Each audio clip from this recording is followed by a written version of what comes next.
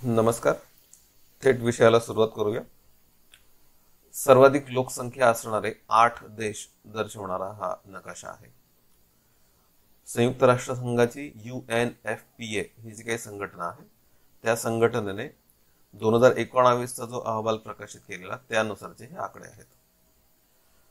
सर्वाधिक लोकसंख्या असणारा चीन आपल्याला पहिल्या क्रमांकावर दिसणार. चीनची लोकसंख्या 142 कोटी आहे आणि डार्क कलरने आपण त्याला दाखवले. दुसऱ्या क्रमांकावर आहे भारत. भारताची लोकसंख्या 136.9 कोटी आहे. तिसऱ्या क्रमांकाचा देश आहे अमेरिका, USA. 32.9 कोटी लोकसंख्या आहे अमेरिकेची. म्हणजे दुसऱ्या आणि तिसऱ्या क्रमांकाच्या देशांमध्ये तब्बल 100 पेक्षा जास्त कोटींचा फरक आहे. तिसऱ्या अमेरिकेनंतर चौथ्या क्रमांकावर आपल्याला इंडोनेशिया देश सापडतो. इंडोनेशिया नंतर ब्राझील सर्वाधिक लोकसंख्या असणारा 5वा देश. ब्राझील नंतर आपला शेजारील देश पाकिस्तान 6व्या क्रमांकावर आहे. पाकिस्तान नंतर नायजेरिया आफ्रिकन देश 7व्या क्रमांकावर आहे आणि नायजेरिया नंतर पुन्हा एक आशियाई देश बांगलादेश हा 8व्या क्रमांकावर आहे. तर सर्वाधिक लोकसंख्या असणारे हे 8 देश यांच्याबद्दल आपल्याला अधिक चर्चा करायची आणि भारताच्या लोकसंख्येबाबत मग आपण चर्चा करणार आहोत. हे आपण थोडंसं झूम करून बघितलं तर आशियातले काही मेजर्स आपल्याला इथे दिसतात. तर या 8 पैकी तब्बल 5 देश हे आशिया खंडातले आहेत आणि त्यातले महत्वाचे पहिले 2 हे आशिया खंडातले आहेत.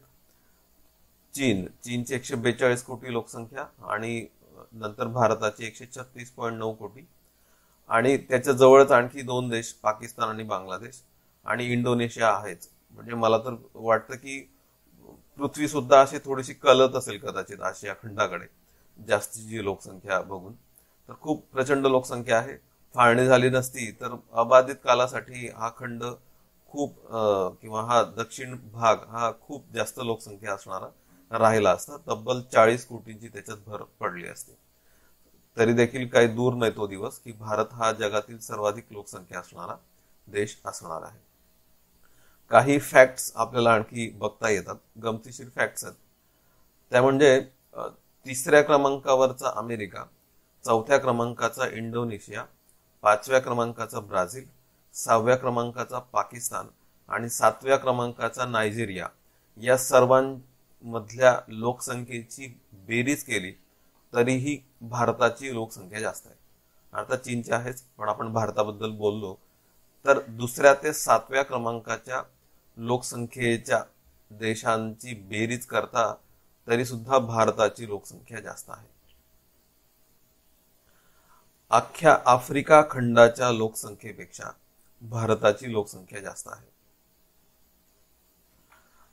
एकट्या उत्तर प्रदेश आणि महाराष्ट्र यांची बेरीज लोकसंख्येची केली तर तिसऱ्या मोठ्या लोकसंख्या असणाऱ्या अर्थव्यवस्थेपेक्षा या 2च राज्यांची लोकसंख्या सुद्धा खूप जास्त आहे. ठीक आहे, अमेरिकेपेक्षा या 2 राज्यांची लोकसंख्या एकत्रित जास्त आहे. आणि पाकिस्तानच्या लोकसंख्येपेक्षा सुद्धा आपल्या एका राज्याची उत्तर प्रदेशची लोकसंख्या जास्त आहे. ठीक आहे, भारतात दरवर्षात इतकी मुलं जन्मतात की जवळपास ऑस्ट्रेलियाची लोकसंख्या किंवा पाकिस्तानच्या लोकसंख्येपर्यंत सुद्धा ती पोहोचण्यास कमी करणार नाही, इतकी प्रचंड लोकसंख्या भारतात आहे. ही लोकसंख्या उत्पादक, अनुत्पादक, लाभांश देणारी आहे का याची चर्चा आपण आजच्या लेक्चरमध्ये करणार आहोत. तर आजचा आपला अर्थशास्त्र या विषयातला आजचा मुद्दा आहे जनसांख्यिकी. ठीक आहे, डेमोग्राफिक्स. दुसरा शब्द आपण जो वापरतो त्यासाठी तो आहे लोकसंख्या. 2 शब्दांमध्ये थोडा फरक आहे, तरी तो फरक पण आपण समजून घेणार आहोत. आणि जनसांख्यिकीच्या बाबतीत जे काही आकडे आपल्याला भूगोल आणि भूगोलानंतर अर्थशास्त्रात समजणं महत्वाचं आहे त्या विविध आकड्यांचं विश्लेषण आपण आजच्या लेक्चरमध्ये करणार आहोत. तर चला सुरू करूया आपण. कंबाईन पूर्वचा जो सिलेबस आहे त्या सिलेबसमध्ये मी सांगितल्याप्रमाणे 2 पार्ट्स आहेत, इंडियन इकॉनॉमी आणि पब्लिक फायनान्स. तर इंडियन इकॉनॉमी मध्ये पॉप्युलेशन असा टॉपिक आपल्याला दिलेला आहे.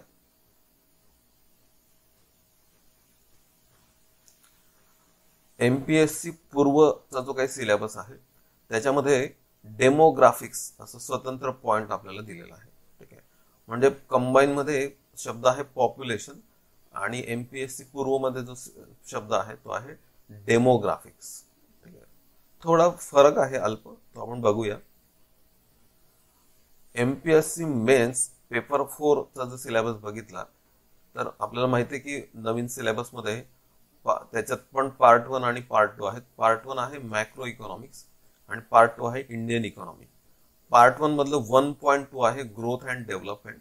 या ग्रोथ आणि डेव्हलपमेंट मध्ये आपल्याला दिलेलं आहे ह्युमन कॅपिटल या अँगलने पॉप्युलेशन.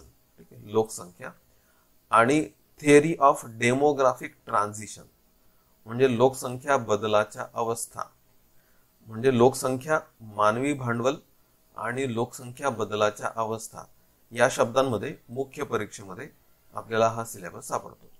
ठीक आहे, आणि जसं दारिद्र्य मी म्हटल्याप्रमाणे की अत्यंत महत्वाचा मुद्दा, त्याच पद्धतीने लोकसंख्या हा देखील आयोगाने ठरवलेला महत्वाचा मुद्दा आणि तो महत्वाचा असावाच, कारण तो अर्थव्यवस्था, आपली भौगोलिक रचना तर आहेच, मानवी भूगोल आहे आणि एकूणच अर्थव्यवस्था आहे, त्यावर तो नक्कीच परिणाम करतो.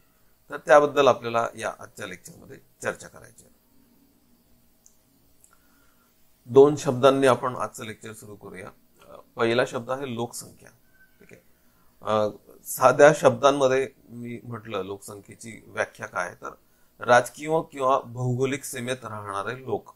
ठीक आहे, त्याला आपण लोकसंख्या म्हणतो. इंग्लिशमध्ये त्याला पॉप्युलेशन म्हणूया. The people living within a political or geographical boundary is population. ठीक आहे, पॉप्युलेशन मध्ये एका त्या भौगोलिक सीमेच्या आत असणारी लोकसंख्या, त्यातलं असणारं लिंग गुणोत्तर, त्यातली असणारी लोकसंख्येची घनता, त्यातलं असणारं स्थलांतर, त्यातली असणारी धर्मनिहाय लोकसंख्या, राज्यागणिक असणारी लोकसंख्या, ग्रामीण शहरी लोकसंख्या, अशा विविध आकडे आपण त्याच्यामध्ये अभ्यासतो पॉप्युलेशन मध्ये. थोडं लक्षात ठेवण्यासाठी आपण एक चित्र लक्षात ठेवूया. मायग्रेशन. ठीक आहे, स्थलांतर. जिल्हे विविध जर किंवा राज्य विचारात घेतले आपण देशभरातले, भारतातले, तर कुठे किती लोकसंख्या स्थलांतरित आहे, भारतात एकूण स्थलांतरित लोकसंख्या किती आणि सर्वाधिक स्थलांतरित लोकसंख्या कोणत्या राज्यात राहते आणि त्यानंतर कोणत्या जिल्ह्यात राहते, हे आकडे नाही आता आपल्याला अभ्यासायचे. पण आपण हे आकडे अभ्यासले तर त्याचा अभ्यास करणे, म्हणजे उदाहरणार्थ स्थलांतराचे आकडे शोधणे, याला आपण म्हणायचं लोकसंख्या. ठीक आहे, पॉप्युलेशन. पण मी जेव्हा जनसांख्यिकी किंवा लोकसांख्यिकी असा शब्द वापरतो तेव्हा थोडीशी किंचित डेफिनेशन बदलते. जनसांख्यिकीची व्याख्या आहे मानवी लोकसंख्या या लोकसंख्येच्या आकड्यांचं विश्लेषण आणि ती कशी बदलते याचा अभ्यास करणे. ठीक आहे, त्यामुळे जनसांख्यिकी हे ऍक्च्युअल अनालिसिस आहे, थोडंसं विश्लेषण आहे आणि हाऊ इट इज बिहेविंग हे जास्त महत्वाचं ठरतं. इंग्लिशवरनं आणखी थोडं कळेल तुम्हाला. The study of human populations and how they change. त्याच्यात जे होणारे बदल आहेत तो बदल अभ्यासणे रादर, आणि तो बदल अर्थव्यवस्थेशी कसा निगडित आहे, अर्थव्यवस्थेवर तो कसा परिणाम करतो, हा मुद्दा महत्वाचा असल्यामुळे लोकसंख्या हा मुद्दा जसा भूगोलात आहे तसा आपल्याही विषयात आहे, अर्थशास्त्रात आहे. हे समजण्यासाठी मी आणखी एक कार्टून, सतीश आचार्य यांचं कार्टून दाखवण्याचा प्रयत्न करतो तुम्हाला. स्थलांतराने काय परिणाम झाले हे आपण लॉकडाऊनच्या काळात अनुभवलेलं. ठीक आहे, की जी स्थलांतरित न झालेली लोकसंख्या आहे किंवा स्थिर स्थावर आर्थिक बाबतीत स्थिर स्थावर लोकसंख्या आहे, ती रामायण बघत होती घरी, आणि जी स्थलांतरित लोकसंख्या आहे ते कित्येक किलोमीटर पायी चालत त्यांच्या घरी गेले. ठीक आहे, तर हे बदललं. कसं बदललं, ते बदलाला काय कारणीभूत ठरलं, की काम नसल्यामुळे खूप जास्त लोकसंख्येने स्थलांतर केलेलं होतं, आणि जेव्हा अर्थव्यवस्थेला एक मोठा झटका बसला तेव्हा ही सगळी लोकसंख्या कुठे ना कुठे त्यांच्या घरी पांगायला लागली. त्याने अर्थव्यवस्थेवर खूप मोठा आघात केलेला, आणि पुन्हा आता ती जिथे गेली आहेत, त्यांच्या गावी गेलेत, तिथे पण त्यांना काम नाहीच आहे ऑफकोर्स. तर मग तिथनं आता पुन्हा काय, पुढे काय, अर्थव्यवस्थेचं काय, याचा अभ्यास आपण जिथे करतो तो मला वाटतं तो सदर आहे जनसांख्यिकी. म्हणजे मायग्रेशन हे पॉप्युलेशन या सदराखाली येईल आणि या मायग्रेशनचा अर्थव्यवस्थेशी संबंध आपण जेव्हा लावायला लागतो ते कसं बदलतंय याचा अभ्यास आपण ज्या सदराखाली करतो ते आहे डेमोग्राफी. ठीक आहे. आणि या जनसांख्यिकीय बदलाचा अभ्यास आपल्याला करायचा इथे. ठीक आहे. आणि रादर मी पॉप्युलेशन शिकवणार आहेच, पण मी भर देणार आहे डेमोग्राफीवर, जनसांख्यिकीवर, कारण हा अर्थशास्त्राचा माझा विषय आहे. त्यामुळे मी डेमोग्राफीवर जास्त भर देण्याचा प्रयत्न करेन. ठीक आहे. तर तुम्हाला विषय समजला असेल नेमका. आपण दोन्हीबद्दल चर्चा करणार आहे. मी जनसांख्यिकीवर जास्त भर देणार आहे. सुरुवात करायला लागते आपल्याला थॉमस माल्थस पासून. ठीक आहे. थॉमस माल्थस नावाचा एक तज्ञ होऊन गेलेला, लोकसंख्याकार असंही म्हणतात त्याला, काही त्याला स्टॅटिस्टिशियन असंही म्हणतात. माल्थसने काही सिद्धांत मांडलेले जे आपल्याला आपले स्टार्टअप सिद्धांत आहेत. ठीक आहे. तुम्ही वाचलं असेल, तुम्हाला समजलंही असतील ते, तरी पण आपण त्याची चर्चा करूया. थॉमस माल्थसने काही जे सिद्धांत मांडलेले ते आपल्याला काही ग्राफ्स मध्ये मांडता येतात. 2 सिद्धांत बघायचे आपल्याला. एक, लोकसंख्या कशी वाढते, आणि 2, माल्थसचा सापळा. तर सापळ्यापासून सुरुवात करूया. माल्थसचा सापळा, याला इंग्लिशमध्ये माल्थुशियन ट्रॅप असं म्हणतात. ठीक आहे. ते समजून घेऊ आपण. इथे काळ दिलाय इसवी सन पूर्व आणि इसवी सन नंतर पासून एक्स ऍक्सिसला, आणि याच्यामध्ये एक ग्रे कलरची लाईन ओढली.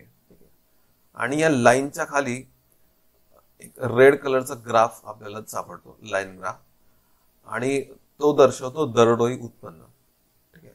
आणि ही जी लाईन आहे त्या लाईनच्या खाली असं आपल्याला असं दिसतंय की खूप आधीपासनं आतापर्यंत, म्हणजे औद्योगिक क्रांती होईतोवर जगातली सर्वच लोकसंख्या साधारणतः एका विशिष्ट दरडोई उत्पन्नाची लाईन क्रॉस करू शकली नाहीत, असा त्याचा अर्थ आहे. म्हणजे ही जी काही ग्रे लाईन आहे ती लाईन लोकसंख्या, जगातली लोकसंख्या क्रॉस करू शकली नाही.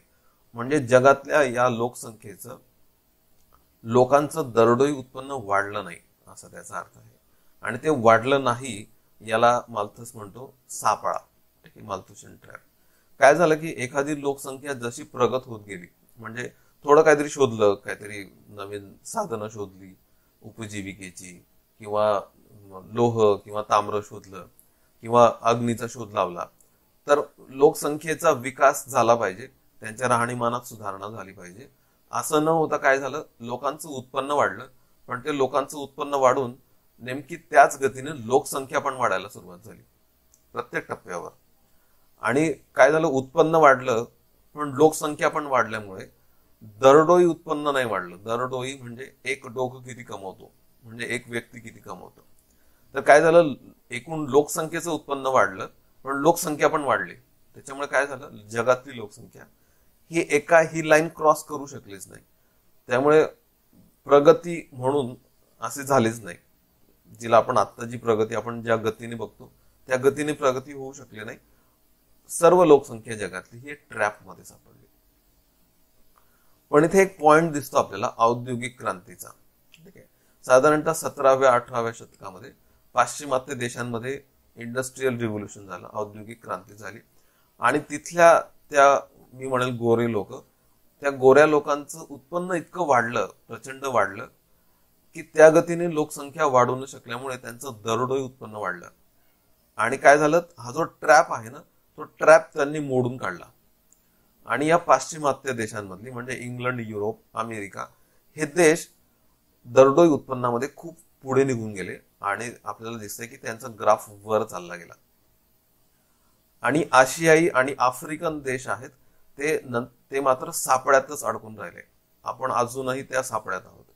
आपण लोकसंख्येच्या बाबतीमध्ये दुसरी लोकसंख्या आहोतच, पण दरडोई उत्पन्नात आपण खूप मागे आहोत. म्हणजे जीडीपी विचारात घेतला, क्रय शक्ती दरानुसार आपण तिसरी मोठी अर्थव्यवस्था आहोत, पण त्याला लोकसंख्येने आपण भाग दिला की आपण 142व्या क्रमांकावर फेकले जातो.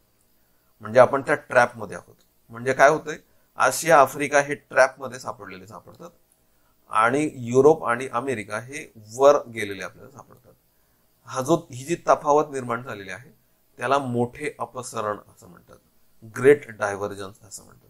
या ग्रेट डायव्हर्जन्सने काय झालं की ते आपल्यावर राज्य करू शकले इतकी वर्ष, आणि आताही ती अनेक दृष्ट्या, दरोडे उत्पन्नाच्या दृष्ट्या, ह्युमन डेव्हलपमेंट इंडेक्सच्या दृष्ट्या आणि इतर विकासाच्या अनेक आयामांमध्ये ते आपल्यापेक्षा पुढे निघून गेलेले आहेत. का? कारण हा ट्रॅप आपल्याला मोडता आला नाही. त्यामुळे आपलं, तुम्हाला जाणवेल की आपला सिलेबस राज्यसेवा पूर्वचा सिलेबस आहे विकास, डेव्हलपमेंट, आणि या विकासावर परिणाम करणारा पहिला घटक कोणता असेल तर तो मी म्हणतो तो लोकसंख्या. दुसरा आहे दारिद्र्य. आपण दारिद्र्य शिकलो, आता आपल्याला शिकायचं लोकसंख्या. ही लोकसंख्या विकासाला घातक ठरते की पूरक ठरते ह्याचाच अभ्यास आपल्याला इथे करायचा आहे. मला वाटतं मग हा ट्रॅप बघितला, आता आपण ट्रॅप मध्येच आहोत. म्हणजे इथे तरी आपल्याला असं दिसतंय की तो आपण लोकसंख्येमुळे ट्रॅपमध्ये सापडलेलो आहोत. लोकसंख्या प्रचंड आहे. माल्थसने जे दुसरा सिद्धांत मांडला ते पण आपल्याला इथे अभ्यासता येईल. त्याने लोकसंख्या वाढ ही भूमितीय श्रेणीने वाढते असं सांगितलं. Geometric sequence. जिओमेट्रिक सिक्वेन्स म्हणजे काय तर 2, 2चे दुप्पट 4, 4चे दुप्पट 8, 8चे दुप्पट 16 किंवा 32 किंवा 64 या गतीने लोकसंख्या वाढते असं तो म्हणतो. आणि या लोकसंख्येला पुरवणारं अन्नधान्य पुरवणारं जे अन्नधान्य उत्पादन आहे, कृषी उत्पादन आहे, ते मात्र गणितीय श्रेणीने वाढतं, अरिथमॅटिक सिक्वेन्सने वाढतं. म्हणजे 2, 2 + 2 4, 4 + 2 6, 6 + 2 8, 8 + 2 10 किंवा 10 + 2 12 या पद्धतीने वाढतं. म्हणजे मी फरक काढला ना तर वरच्या श्रेणीमध्ये मला 2, 4, 8, 16, 32 असे फरक सापडतात. आणि मी खालच्या या अरिथमॅटिक सिक्वेन्स मध्ये जर फरक काढले ना तर प्रत्येक आकड्यांमध्ये 2चाच फरक आहे. थॉमस माल्थस म्हणतो की लोकसंख्या वाढणार, भूमितीय श्रेणीने वाढणार, पण कृषी उत्पादन त्या गतीने वाढू न शकल्यामुळे कुठेतरी असा एक पॉइंट येईल की लोकसंख्या वाढ थांबेल असं माल्थस म्हणतो. ठीक आहे. याला तो अनेक कारण पण देतो की लोकसंख्या वाढते. का वाढते? कारण आहे लोकसंख्या, एक लैंगिक आकर्षण आहे पुरुष आणि स्त्रियांमध्ये, लग्न होत राहणार आणि ती मुलांना जन्म देत राहणार, लोकसंख्या वाढत राहील. पण एका कुठल्या तरी सर्टन पॉइंट नंतर ते वाढणार नाही, कारण कृषी उत्पादन लिमिटेड आहे पृथ्वीवरचं. पृथ्वी तर वाढणार नाही, तर कृषी उत्पादन लिमिटेड आहे, तिथे लोकसंख्या वाढीचा वेग मंदावेल असं तो म्हणतो. पण काही अंशी ते खरं पण ठरलं, पण नंतर ते पण खोटं ठरायला सुरुवात झाली. कारण आपण कृषी उत्पादन पण भूमितीय श्रेणीने वाढून दाखवलं, कारण आपण संकरित जाती, हायब्रिड सीड्स शोधून काढल्या आणि नंतर हरित क्रांती आपण केली आणि आता ते जेवढी तोंडा आहेत तेवढं पिकतंय आता. ठीक आहे. तर ते पण वाढतं. तर कधी कधी माल्थसवादी विचार फोफावतात, कधी माल्थस विरोधी विचार फोफावतात. ठीक आहे. लोकसंख्या वाढ काही थांबलेली नाही आणि संशोधकांनी कृषी उत्पादन याच्यातली वाढ पण काही थांबवलेली नाही. ठीक आहे. तर आपल्याला तेवढंच फक्त माहित पाहिजे की त्याने काय म्हटलंय, माल्थसने काय म्हटलंय. काही प्रश्न आपल्याला सोडवता येतात. एमपीएससी मेन्स पेपर 3 2016चा एक प्रश्न बघूया आपण. थॉमस रॉबर्ट माल्थसचे लोकसंख्येच्या संदर्भातील कोणते विधान सत्य आहे? ए. लोकसंख्या भूमितीय श्रेणीने वाढते, जिओमेट्रिक प्रोग्रेशन, बरोबर आहे. बी. अन्नधान्य गणितीय श्रेणीने वाढते, अरिथमॅटिक प्रोग्रेशनने, यस करेक्ट आहे. सी. स्त्री पुरुषांमध्ये लैंगिक आकर्षण असतेच व ते भविष्यातही कायम राहील, हे सांगण्यासाठी माल्थसची आवश्यकता नाहीच आपल्याला. आणि डी. मानवी समाजाच्या अस्तित्वासाठी अन्न आवश्यक आहे आणि तो हे पण म्हणतो की मग अन्न लिमिटेड आहे. बरोबर आहे, सर्व विधानं बरोबर आहेत. ABCD चौथा पर्याय आपल्याला निवडायला लागतो.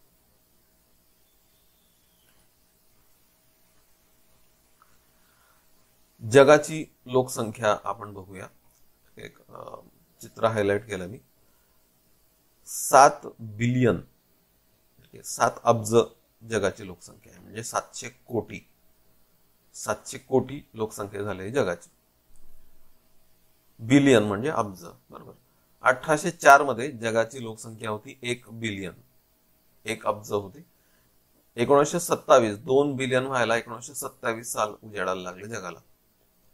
त्यानंतर मात्र 1960 मध्येच जगाची लोकसंख्या 3 बिलियन झाली. 74 मध्ये 4, 87 मध्ये 5, 99 मध्ये 6 आणि 11 मध्येच 7 बिलियन झाले. हा जो गॅप आहे दुप्पट किंवा 1 बिलियनने लोकसंख्या वाढण्याचा, तो गॅप कमी कमी होत गेलेला आहे.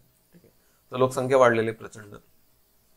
1987 मध्ये ती 5 बिलियन झाली आणि ती 11 जुलै या दिवशी झाली. म्हणून तो दिवस आपण तुम्हाला माहितीच आहे की लोकसंख्या दिन, आंतरराष्ट्रीय लोकसंख्या दिन म्हणून आपण साजरा करतो. कारण त्या दिवशी जगाने रादर 1987 मधल्या त्या दिवशी 11 जुलैला लोकसंख्या 5 अब्ज झाली, 500 कोटी झाली. म्हणून आपण तो दिवस मनवतो 11 जुलै. हे सोपे प्रश्न पण विचारले गेले. 11 जुलै 1987 ला जगाची लोकसंख्या टिंब कोटी झाली. म्हणून तो दिवस जागतिक लोकसंख्या दिन म्हणून साजरा केला जातो. पेपर 3 2017चा प्रश्न आहे. तर आत्ताच मी सांगितलं 500 कोटी किंवा 5 अब्ज, 5 बिलियन त्या दिवशी लोकसंख्या झाली. लेक्चरच्या सुरुवातीला आपण जो नकाशा बघितला तो नकाशा या आकड्यांवर आधारित आहे. ठीक आहे, अनफिनिश्ड बिझनेस या विषय असणारा स्टेट ऑफ वर्ल्ड पॉप्युलेशन 2019 संयुक्त राष्ट्र संघाच्या UNFPA नावाच्या संस्थेचा अहवाल. हा अहवाल आपण विचारात घेतला तर सर्वाधिक लोकसंख्येची 8 देशांची यादी मी इथे दिली.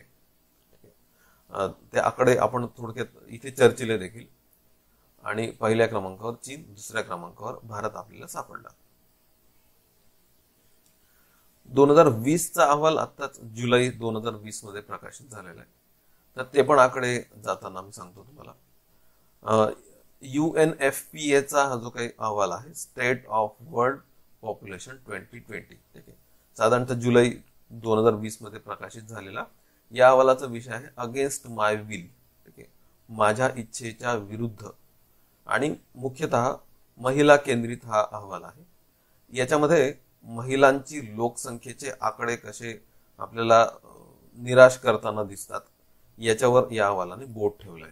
ठीक आहे, तर ते पण आपल्याला थोडीशी चर्चा इथे करता येईल. काय सांगतात हा अहवाल काय सांगतो, काही आकडे मी तुम्हाला दाखवण्याचा प्रयत्न करतो. की जगामध्ये 142 मिलियन, 142 दशलक्ष, कोटीमध्ये सांगतो 14 कोटी, जगातले 14 कोटी महिला मिसिंग आहेत. ठीक आहे, दिस इज हॉरिबल. म्हणजे 14 कोटी महिला, त्यांचा पत्ताच नाहीये, ते कुठे गेल्या, काय गेला माहित नाही. आणि या 14 कोटीपैकी सुमारे 4.5 कोटी भारतातल्या आहेत. 4.5 कोटी महिला मिसिंग आहेत. आणि ही खूप गंभीर बाब आहे. म्हणजे जाणवेल तुम्हाला, 14 कोटीतली जवळपास 4.5 इतकी लोकसंख्या भारतातली आहे मिसिंग. म्हणजे का आहे हे? कारण सगळ्यात महत्वाचं म्हणजे स्त्री भ्रूण हत्या. मुली मिसिंग आहेत, जन्माला आल्या आणि त्या मिसिंग आहेत, त्यांच्याकडे दुर्लक्ष झालेलं आहे. हे कारण आहे महत्वाचं. भारतातल्या 4.5 कोटी मुली, महिला मिसिंग आहेत. आणि याच्यावर या अहवालाने बोट ठेवलेलं आहे. मला वाटतं हे बोट भारताकडे त्यांनी दर्शवलेलं आहे. आणखी काही आकडे तुम्हाला थोडंसं सांगण्याचा प्रयत्न करतो. द क्विंट मध्ये त्यांनी चांगलं अनालिसिस दिलेलं, तर त्यातले आकडे थोडेसे सांगतो जाताना. Prenatal sex selection. प्रीनेटल म्हणजे गर्भधारणा होताना जे काही सेक्स सिलेक्शन आहे आपल्याकडे, तर साधारणतः accounts for about 2 out of 3 of the total missing girls in India. म्हणजे भारतामध्ये 3 मिसिंग गर्ल्स आहेत समजा, तर त्यातल्या 2 मिसिंग गर्ल्स ह्या सेक्स सिलेक्शनमुळे आहेत. म्हणजे गर्भधारणा झाल्यानंतर मुलगा आहे की मुलगी आहे, आणि मुलगी असेल तर गर्भपात करणे, असं इन्सिडन्स 3 पैकी 2 ठिकाणी झालंय. म्हणजे 4.5 कोटी पैकी जर या 3 घेतला आपण, तर त्यातल्या 2 ह्या सेक्स सिलेक्शनमुळे मिसिंग आहेत. ठीक आहे, आणि पुन्हा खूप horrible. Post birth female mortality account for about 1 in 3. म्हणजे 3 पैकी 2 हे प्रीनेटल आहेत, आणि जन्माला आल्यानंतरची एक मुलगी पुन्हा मिसिंग आहे. China and India together account for about 90% of estimated 1.2 million missing female births annually. म्हणजे एका वर्षामध्ये जर 1.2 दशलक्ष म्हणजे 12 लाख जर जन्म मिसिंग असतील मुलींचे, कुठे झाले काय झाले माहीत नाही, आणि त्या जन्मालाच आल्या नाहीत रादर, तर त्यातलं 90% हे भारत आणि चीनमध्ये आहे. त्यातलं 50% चीनमध्ये आणि 40% भारतामध्ये. ठीक आहे, गंभीर परिस्थिती अगदी. आणि 18 वर्ष वयापूर्वी लग्न होण्याचं प्रमाण जगामध्ये 5 महिला घेतल्या तर एक महिला ही हिचं 18व्या वर्षापूर्वी लग्न झालेलं दिसतंय आपल्याला. आणि हे प्रमाण भारतामध्ये 4 मागे 1 आहे. ठीक आहे, तर मी म्हणतो की प्रत्येक पानावर त्यांनी भारतावर बोट ठेवलेलं आहे आणि आपल्यासाठी अत्यंत लाजिरवाणी ही परिस्थिती आहे. 4 मागे 1 हे 18 वर्षापूर्वी लग्न झालेलं आपल्याला इथं भारतात सापडतंय. म्हणून अगेन्स्ट माय विल असं या अहवालाचं नाव होतं. हे दोनही अहवाल आपण जर समोरासमोर ठेवले, 2019 आणि 2020चा अहवाल, तर काही आकडे आपल्याला इथे आणखी सापडतात. मुद्दाम पहिल्या नकाशामध्ये 2019चे अहवाल आकडे सांगितले, कारण जर परीक्षा या 1-2 महिन्यात जर असेल तर 2019चे आकडे मला वाटतं हायलाइट होतील. पुढच्या परीक्षांच्या तयारीसाठी 2020चे आकडे आपल्याला मात्र करायला लागतील. चीन 2020च्या अहवालानुसार चीनची लोकसंख्या 143.9 कोटी, भारताची 138 कोटी, आणि साधारणतः प्रत्येकाच्या लोकसंख्येत काही ना काही भर झालेले आपल्याला सापडेल. एक महत्वाचं त्यांनी हायलाइट केलं की पाकिस्तान जो 6व्या क्रमांकावर होता, तर हा अहवाल सांगतो की पाकिस्तान ब्राझीलला मागे टाकून 5व्या क्रमांकावर गेलेला आहे. ठीक आहे, हे पण लक्षात ठेवा, पाकिस्तान आता 5व्या क्रमांकावर आहे आणि ब्राझील 6व्या क्रमांकावर आहे. ठीक आहे, म्हणजे बरोबर भारत आणि पाकिस्तानात 2 देश आहेत आणि पाकिस्तान आणि बांगलादेशमध्ये 2 देश आहेत. ठीक आहे, साधारणतः अशी क्रमवारी आपल्याला इथे आता बघायला मिळते.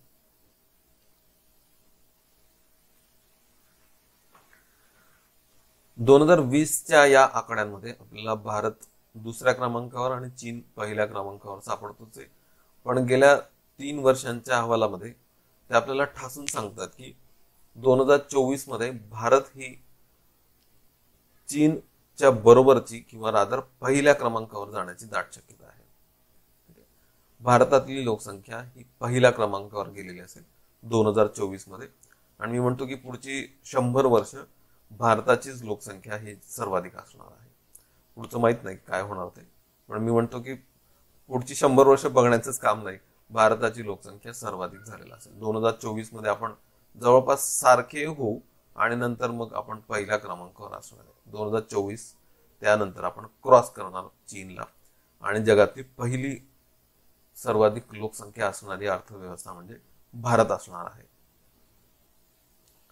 मेन्स 2018चा प्रश्न, पेपर 3, जागतिक लोकसंख्या अनुमान 2017 नुसार सध्याच्या भारत आणि चीन यांच्या लोकसंख्या वाढीच्या दरानुसार, म्हणजे ज्यांचा स्पीड बघता, भारत हा जगातील सर्वाधिक लोकसंख्येचा देश म्हणून चीनला मागे टाकण्याची संभाव्यता कोणत्या वर्षात आहे?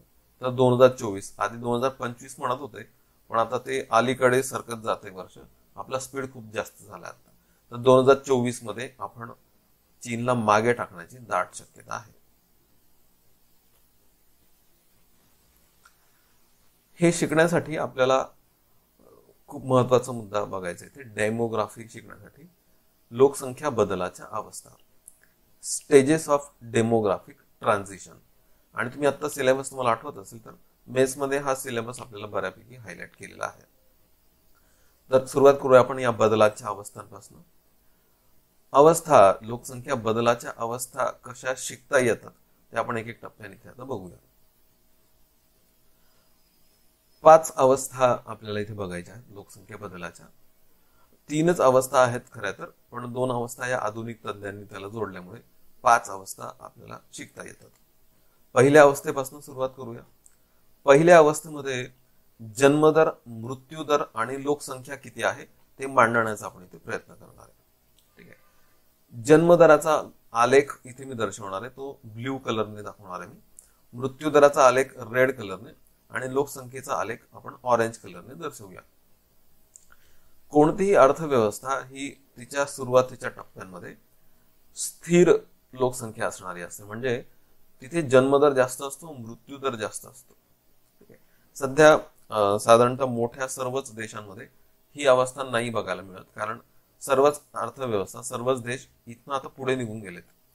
पण साधारणतः काही अशा आदिम जमाती आहेत ज्या अजूनही जंगलात राहतात, तर तिथे आपल्याला अशी अवस्था बघायला मिळेल. उदाहरण घेऊ आपण की एक खूप दुर्गम प्रदेशामध्ये एक आदिम जमात आहे, ती राहते तिथे, आणि तिथे जन्मदर आणि मृत्यूदर जास्त आहे त्यांचा. ते उदाहरण घेऊ आपण आता. तिथे जन्मदर खूप जास्त आहे त्या आदिम जमातीमध्ये. ठीक आहे. भारत पण 1921च्या आधी असाच होता. त्या आदिम जमातीबद्दल बोलूया आपण. कुठल्याही अर्थव्यवस्थेमध्ये सुरुवातीला जन्मदर जास्त असतो. जन्मदर का जास्त असतो ते सांगतो. त्या आदिम जमातीमध्ये जन्मदर का जास्त आहे, एक्झाम्पल सांगतो. एक, शिकलेले नाहीत ते. ठीक आहे. आरोग्य नाही त्यांच्याकडे. संतती नियमनाची साधनं माहितीच नाही, असं काही असतात हेच माहित नाही. ठीक आहे, ते वापराचं माहित नाही. बालविवाह आहेत. संस्कृती बदल किंवा जे ऍडव्हान्समेंट आहे ते न झाल्यामुळे बालविवाह होतोय, आणि त्यामुळे कमी वयात जन्म देण्याला सुरुवात होते, जास्त जन्म द्यायला सुरुवात होते, आणि जास्त जन्म दिली जातात. त्या आदिम जमातीमध्ये जन्म जास्त आहेत. जन्मदराची ही कारण मी तुम्हाला सांगितली. जन्मदराचा आणखी पण एक तिथे गैरसमज आहे की या जमातीमध्ये कदाचित एखादं कुटुंब असं समजतं की मी जास्त मुलांना जन्म दिला तर माझं कुटुंब जास्त प्रगती करेल, कारण जास्त मुलं जास्त कमावतील. ठीक आहे. हे त्यांना माहित नाही की दरडोई उत्पन्न तेवढंच राहणार आहे, पण जास्त मुलांना जन्म देण्याची प्रवृत्ती आहे. ठीक आहे. जन्मदर आणखी एका जास्त कारणामुळे जास्त आहे. आणखी एका कारणामुळे, ते कारण आहे मृत्यूदर जास्त आहे. जन्मदर जास्त आहे का? कारण मृत्यूदर जास्त आहे. कारण असे की 10 मुलांना जन्म दिला ना तर त्यातली 5 मुलं दगावतात, 5 मुलं जगतात. तर 10तली 5 तरी जगतील म्हणून 10 जन्माला घालायचे. म्हणून म्हणजे मृत्यूदर जास्त आहे. का जास्त आहे? मृत्यूदर जास्त आहे म्हणून जन्मदर जास्त आहे. आता आपण कारण शोधूया मृत्यूदराची. मृत्यूदर जास्त असतो का? आरोग्याच्या सुविधा नाहीत. ठीक आहे. डॉक्टर माहित नाहीत. जास्त मुलं जन्माला घातली तर हेल्थ काही कोणाची, आईची पण नाही आणि मुलांची पण टिकून राहणार नाही. मृत्यूदर जास्त असणार आहे. ठीक आहे. आणि इतर कारण तर सांगायलाच नको. मृत्यूदर जास्त आहे, जन्मदर जास्त आणि मृत्यूदर जास्त, त्याच्यामुळे लोकसंख्या कमी असते आणि साधारणतः स्थिर असते. ठीक आहे. तर असं चित्र बऱ्याचशा अर्थव्यवस्थांमध्ये सुरुवातीच्या टप्प्यांमध्ये होतं. खाली समरी दिली, जन्मदर जास्त, मृत्यूदर जास्त, लोकसंख्या स्थिर. मग काय होतं, एखादी ती अर्थव्यवस्था दुसऱ्या टप्प्यामध्ये शिरते, दुसऱ्या टप्प्यात शिरते. ठीक आहे. ती अर्थव्यवस्था कृषी अर्थव्यवस्था होते. ॲग्रियरियन इकॉनॉमी म्हणतात त्याला. ॲग्ररियन म्हणजे कृषी आधारित होते. सध्या केनिया सारखे देश या अवस्थेमध्ये आहेत. वर काय नावं दिलीत ती नावं लक्षात ठेवण्याची गरज नाही. पहिली अवस्था, दुसरी अवस्था असं जरी लक्षात ठेवलं तरी चालतं. दुसऱ्या अवस्थेमध्ये काय होतं की मृत्यूदर कमी होतो. दुसऱ्या अवस्थेचं लक्षण आहे मृत्यूदर कमी होणे. ठीक आहे. हे आपल्याला सांगता येईल कसं, का मृत्यूदर कमी होतो, जन्मदर का कमी होत नाही ते मला सांगायचंय. काय होतं, ती जी जमात आहे ती कुठेतरी स्थिर स्थावर होते, शेती करायला लागते, स्थिर होते, आणि कदाचित शेजारच्या कुठल्या तरी एका विकसित प्रदेशापासून ती थोडीशी जुळायला लागते. उदाहरणार्थ समजा मी डॉक्टर आहे आणि मी डॉक्टर म्हणून त्यांच्यात जायला लागतो आणि त्यांना सांगायला लागतो मी डॉक्टर आहे, आणि जर एखादा माणूस मरायला लागला, एखादं बाळ मरायला लागलं तर त्याला वाचवण्यासाठी औषध आहे माझ्याकडे. मग काय होतं, ते आधी माझ्याकडे दुर्लक्ष करतात, पण एखादा व्यक्ती जेव्हा मरायला लागतो तेव्हा ते माझ्याकडे येतात आणि प्रयत्न करतात, ट्राय करतात. एक मी औषध देतो आणि त्या माणसाला किंवा त्या बाळाला वाचवतो मरण्यापासून. ठीक आहे. आणि काय व्हायला लागतं, हळूहळू मरायला लागणारी लोक माझ्याकडे यायला लागल्यामुळे आणि मी त्यांना वाचवायला लागल्यामुळे मृत्यूदर कमी व्हायला सुरुवात होते. आणि अचानक मृत्यूदर कमी होतो, त्यांचा खूप जोरात कमी होतो. पण ज्या गतीने मृत्यूदर कमी होतो त्या गतीने जन्मदर कमी होत नाही. कारण याचं सर्वात महत्वाचं कारण, जन्मदराची कारण ही अंतर्गत असतात, इंटरनल असतात. ती त्यांच्या समज, त्यांची संस्कृती आणि या सर्वांची ती निगडीत असतात. उदाहरणार्थ, एखादा माणसाला साप चावला आणि त्याच्यावर उपचार घ्यायचा असेल तर ते माझ्याकडे येतील. पण आम्ही बालविवाह थांबवायला पाहिजे का, आम्ही संतती नियमनाची साधनं वापरायला पाहिजेत का, यासाठी ती माझ्याकडे येणार नाहीत. रादर मी पण जर त्यांना सांगायला गेलो की 18 वर्षाच्या पुढेच लग्न केलं पाहिजे मुलींचं तरच त्या सुरक्षित राहतात, तर ते माझं ऐकणार नाहीत. रादर ते सांगतील की हा आमचा अंतर्गत प्रश्न आहे, याच्यात ढवळाढवळ करण्याचा तुम्हाला अधिकार नाही. मग काय होतं माहितीये का की जन्मदर कमी होत नाही, मृत्यूदर मात्र कमी होतो. आणि हे जे दोन्ही ग्राफ्स आहेत ब्ल्यू आणि रेड कलरचे, त्यांच्यात डिस्टन्स यायला लागतं, त्याच्यात तफावत यायला लागते. जेवढी जन्माला घातली ती सगळी बालकं जगायला लागतात. आणि लोकसंख्येचा ग्राफ वर जायला लागतो. लोकसंख्या विस्फोट होतो, अक्षरशः लोकसंख्या विस्फोट होतो. लोकसंख्या तीव्र गतीने वाढायला लागते. ठीक आहे, या अवस्थेला दुसरी अवस्था असं म्हणतात. सध्या केनियामध्ये अशी अवस्था आहे. भारताने ही अवस्था 1921 ते 1981 अशी 60 वर्ष अनुभवलेली आहेत. काय होतं याच्यामध्ये? जन्मदर जास्त आहे, मृत्यूदर तीव्र उतरत आहे, लोकसंख्येचा विस्फोट होतो, पॉप्युलेशन एक्सप्लोजन होतं. ठीक आहे, याच्यानंतर तिसरी अवस्था निर्माण होते. तिसऱ्या अवस्थेमध्ये जन्मदर कमी व्हायला सुरुवात होते.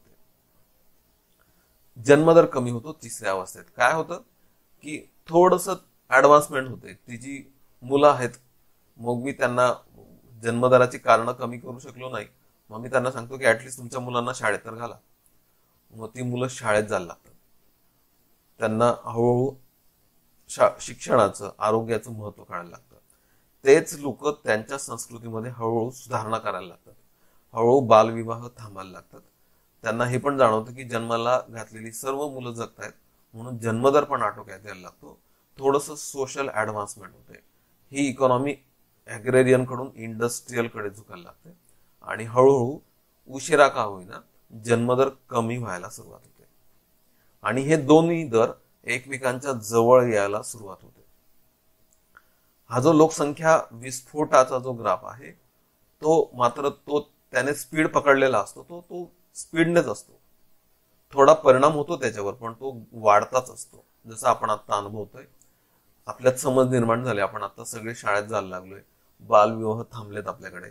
नाही थांबलेले, मागचा अहवाल सांगतो की नाही थांबलेले, कमी नाही झालेले, थोडे कमी झालेत पण नाही समाधानकारक नाहीयेत. पण हा जो स्पीड आहे तो मात्र वाढताच असतो, जसा आपण आता अनुभवतोय. ठीक आहे, तर जन्मदर उतरता, मृत्यूदर कमी, लोकसंख्येमध्ये वृद्धी होत राहते. तिचा स्पीड कमी होतो, पण स्पीड आहे तो आहेच. भारत हे त्याचं उत्तम उदाहरण. भारत हा लोकसंख्या बदलाच्या तिसऱ्या अवस्थेत आहे. प्रश्न चिन्ह आहे ते का, त्याची पण चर्चा पुढच्या स्लाइड्स मध्ये करता येईल. याच्यानंतर मात्र चौथी अवस्था निर्माण होऊ शकते. उदाहरणार्थ USA, अमेरिकेमध्ये चौथी अवस्था आपल्याला बघायला मिळते. काय चौथी अवस्था? हा जो काही लोकसंख्या वाढीचा ग्राफ आहे, हा हॉरिझॉन्टल होतो, समांतर होतो थोडासा. म्हणजे लोकसंख्या एका स्थिर गतीने वाढत राहते. हॉरिझॉन्टल होतो, तो आडवा होतो ग्राफ. हा आडवा होणे हे चौथ्या अवस्थेचं लक्षण आहे. अमेरिकेत साधारणतः अशीच परिस्थिती आहे सध्या. जन्मदर कमी, मृत्यूदर कमी, लोकसंख्या वाढीची गती स्थिर. हे अमेरिका आहे त्याचं बेस्ट एक्झाम्पल सध्या. आणि त्यानंतर मात्र काही अर्थव्यवस्थांमध्ये पाचवी पण अवस्था बघायला मिळते. जन्मदर अक्षरशः मृत्यूदराच्या पण खाली जातो. खूप मोठी ऍडव्हान्समेंट आहे. जन्मदर लोकांना कळायला लागतं. जन्मदर कमी होतो, अक्षरशः एक जोडपं एकाच बालकाला जन्म देतात. म्हणजे जन्मदर हा मृत्यूदराच्या पण खाली जायला लागतो. आणि उलट लोकसंख्या घटायला सुरुवात होते. हा ग्राफ जो लोकसंख्या वाढीचा आहे तो खाली यायला सुरुवात होते. म्हणजे जन्मदर अत्यंत कमी, मृत्यूदर कमी, पण जन्मदर मृत्यूदराच्या पण खाली गेलेला. लोकसंख्या घटीची अवस्था आपल्याला इथे जाणवते. जर्मनी ही त्याचं उत्तम उदाहरण. जर्मनीची लोकसंख्या घटते आहे, रोज कमी होते. जपान, इटली यासारख्या देशांमध्ये पण ऱ्हासमान अवस्था आहे, म्हणजे लोकसंख्या कमी होत जाताना आपल्याला दिसते. ठीक आहे, तर या 5 अवस्थांमधून कोणत्याही अर्थव्यवस्था आपल्याला जाताना दिसतात. या आहेत लोकसंख्या बदलाच्या अवस्था, स्टेजेस ऑफ डेमोग्राफिक ट्रान्झिशन. ठीक आहे, पहिल्या अवस्थेचं लक्षण आहे दोनही दर जास्त असणे. दुसऱ्या अवस्थेचं लक्षण आहे फक्त आणि फक्त मृत्यूदर खाली येणे. तिसऱ्या अवस्थेचं लक्षण आहे जन्मदर सुद्धा खाली येणे. चौथ्या अवस्थेचं लक्षण आहे लोकसंख्या वाढीचा दर स्थिर होणे. पाचव्या अवस्थेचं लक्षण आहे लोकसंख्या घटायला सुरुवात होणे.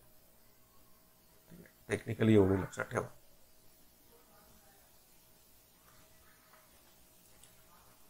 जन्मदर, मृत्यूदर आणि नैसर्गिक वृद्धी दर, ठीक आहे, या तीन संकल्पनांबद्दल आपण थोडीशी चर्चा करूया.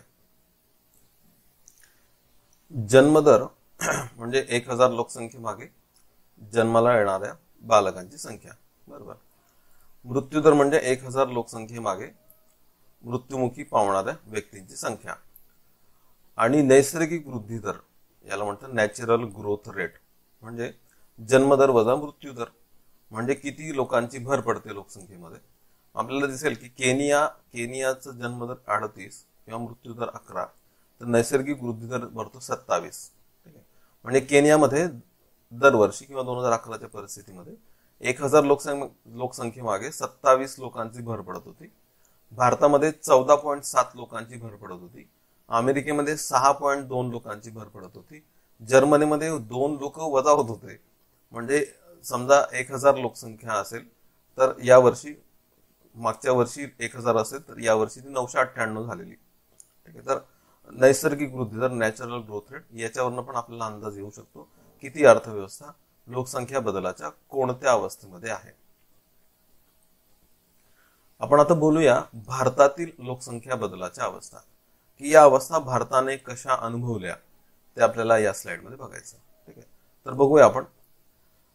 इथे खाली वर्ष दिलीत. ठीक आहे, 1901, 1911, 1921 त्या वर्षांमध्ये भारताचा जन्मदर किती राहिलेला, मृत्यूदर किती राहिलेला आणि लोकसंख्या कोटीमध्ये किती राहिलेली ही आपल्याला खाली दर्शवली दिसते. ठीक आहे, आणि असं दिसतं आपल्याला इथे पुन्हा ब्ल्यू आणि रेड कलरचे ग्राफ. ब्ल्यू कलर म्हणजे जन्मदर आणि रेड कलर म्हणजे मृत्यूदर आणि ऑरेंज कलर म्हणजे लोकसंख्या. तर जशी अवस्था आपण आता अभ्यासली साधारणतः तसंच अगदी सेम तसंच चित्र आपल्याला भारतात 1921च्या आधी जाणवतं. ठीक आहे, तसंच चित्र आहे बघा. आणि लोकसंख्या कमी आहे, जन्मदर मृत्यूदर दोन्ही जास्त आहेत. आपण दुसऱ्या अवस्थेत शिरतो 1921 ते 1931 या दशकामध्ये. या दशकामध्ये मृत्यूदर हा सिग्निफिकंटली कमी झालेला आपल्याला सापडतो. ठीक आहे, आणि इथनं खरंच तो कमी झालेला सापडतो. आणि जन्मदर आणि मृत्यूदरामधलं जे काही अंतर आहे ते अंतर आपल्याला वाढताना सापडतं इथे. आणि ते वाढत गेलं आणि ते वाढत गेल्यामुळे लोकसंख्या वाढत गेली. लोकसंख्येचा विस्फोट झाला, पॉप्युलेशन एक्सप्लोजन झालं. ठीक आहे, 1981 म्हणजे 21 ते 81 अशी 60 वर्ष भारत हा दुसऱ्या अवस्थेमध्ये राहिला. 1981 ते 1991 या दशकामध्ये जन्मदर कमी होण्याची थोडीशी अशी सिग्निफिकंट लक्षणं दिसायला लागली. उदाहरणार्थ जन्मदर 1981 मध्ये 33.9 होता, तो 1991 मध्ये 29.5 म्हणजे बऱ्यापैकी कमी झालेला, 30च्या आत आलेला दिसला आपल्याला. म्हणून आपण असं म्हणतो की 1981 ते 1991 या दशकामध्ये भारत हा लोकसंख्या बदलाच्या तिसऱ्या अवस्थेमध्ये शिरला. का शिरला? कारण जन्मदर कमी होण्याची लक्षणं दिसायला लागली. तर पहिली अवस्था 1921च्या आधी, दुसरी अवस्था 1921 नंतर 1981 पर्यंत आणि तिसऱ्या अवस्थेत सध्या भारत आहे 1981 नंतर. म्हणजे या दशकामध्ये आपण तिसऱ्या अवस्थेत आलो. भारत लोकसंख्या बदलाच्या तिसऱ्या अवस्थेत आहे. आय रिपीट, भारत लोकसंख्या बदलाच्या तिसऱ्या अवस्थेत सध्या आहे. पण प्रश्नचिन्ह आहे पुन्हा. ठीक आहे, प्रश्नचिन्ह का तेच आपल्याला इथे बघायचं आता. पहिल्या अवस्थेमध्ये भारताचा लोकसंख्या वाढीचा दर दरवर्षी 0.19% होता. दरवर्षी लोकसंख्या 0.19% वाढत होती या 3 दशकांमध्ये. याला म्हणतात अॅन्युअल ग्रोथ रेट, AGR.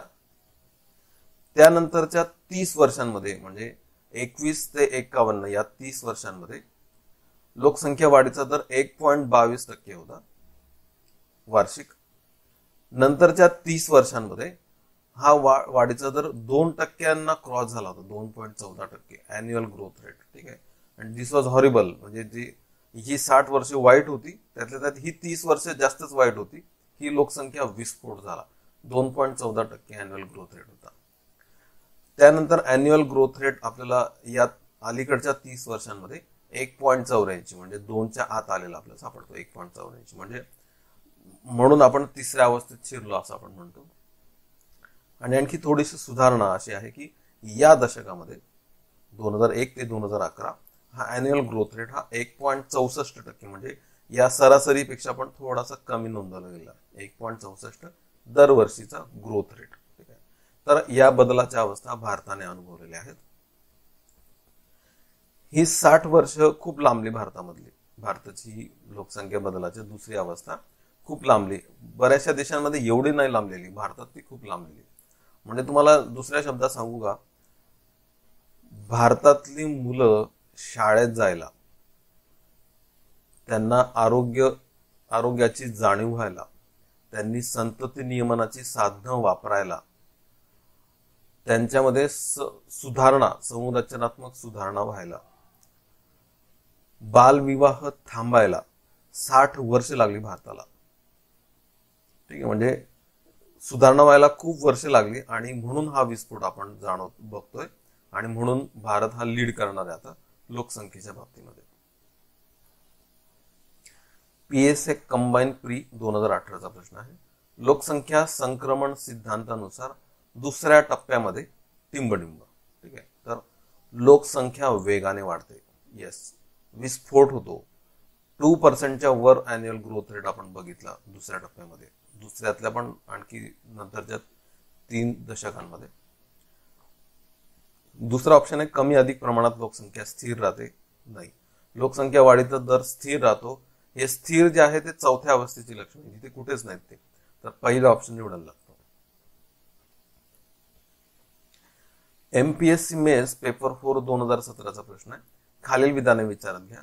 ए विधान आहे, लोकसंख्या संक्रमण सिद्धांतानुसार पहिल्या अवस्थेत जन्म व मृत्यूदर जास्त असतो. यस, बरोबर आहे. 1921च्या आधी होतं आपलं ते. जन्मदर आणि मृत्यूदर जास्त होतात. बी, लोकसंख्या संक्रमण सिद्धांतानुसार दुसऱ्या अवस्थेत लोकसंख्या वाढीचा वार्षिक दर 2% किंवा त्यापेक्षा जास्त असतो. यस, आपण अनुभवलं पण ते 2% अनुभवलंय आपण दुसऱ्या अवस्थेमध्ये. सी विधान आहे, लोकसंख्या संक्रमण सिद्धांतानुसार तिसऱ्या अवस्थेत जन्मदर सातत्याने कमी होतो आणि लोकसंख्या वृद्धी कमी होते. यस, तिसऱ्या अवस्थेत जन्मदर सातत्याने कमी होतो. हे लक्षण आहे तिसऱ्या अवस्थेचं. ठीक आहे, खूप महत्वाचं. तिसऱ्या अवस्थेचं लक्षण आहे जन्मदर कमी होणे. तर पहिल्या अवस्थेचं दोन्ही जास्त असणे बरोबर आहे. दुसऱ्या अवस्थेत स्पीड जास्त असणे बरोबर आहे. तिसऱ्या अवस्थेत जन्मदर पण आटोक्यात येणे, सातत्याने कमी होणे बरोबर आहे. सर्व विधान बरोबर आहे. चौथा ऑप्शन निवडायला लागतो.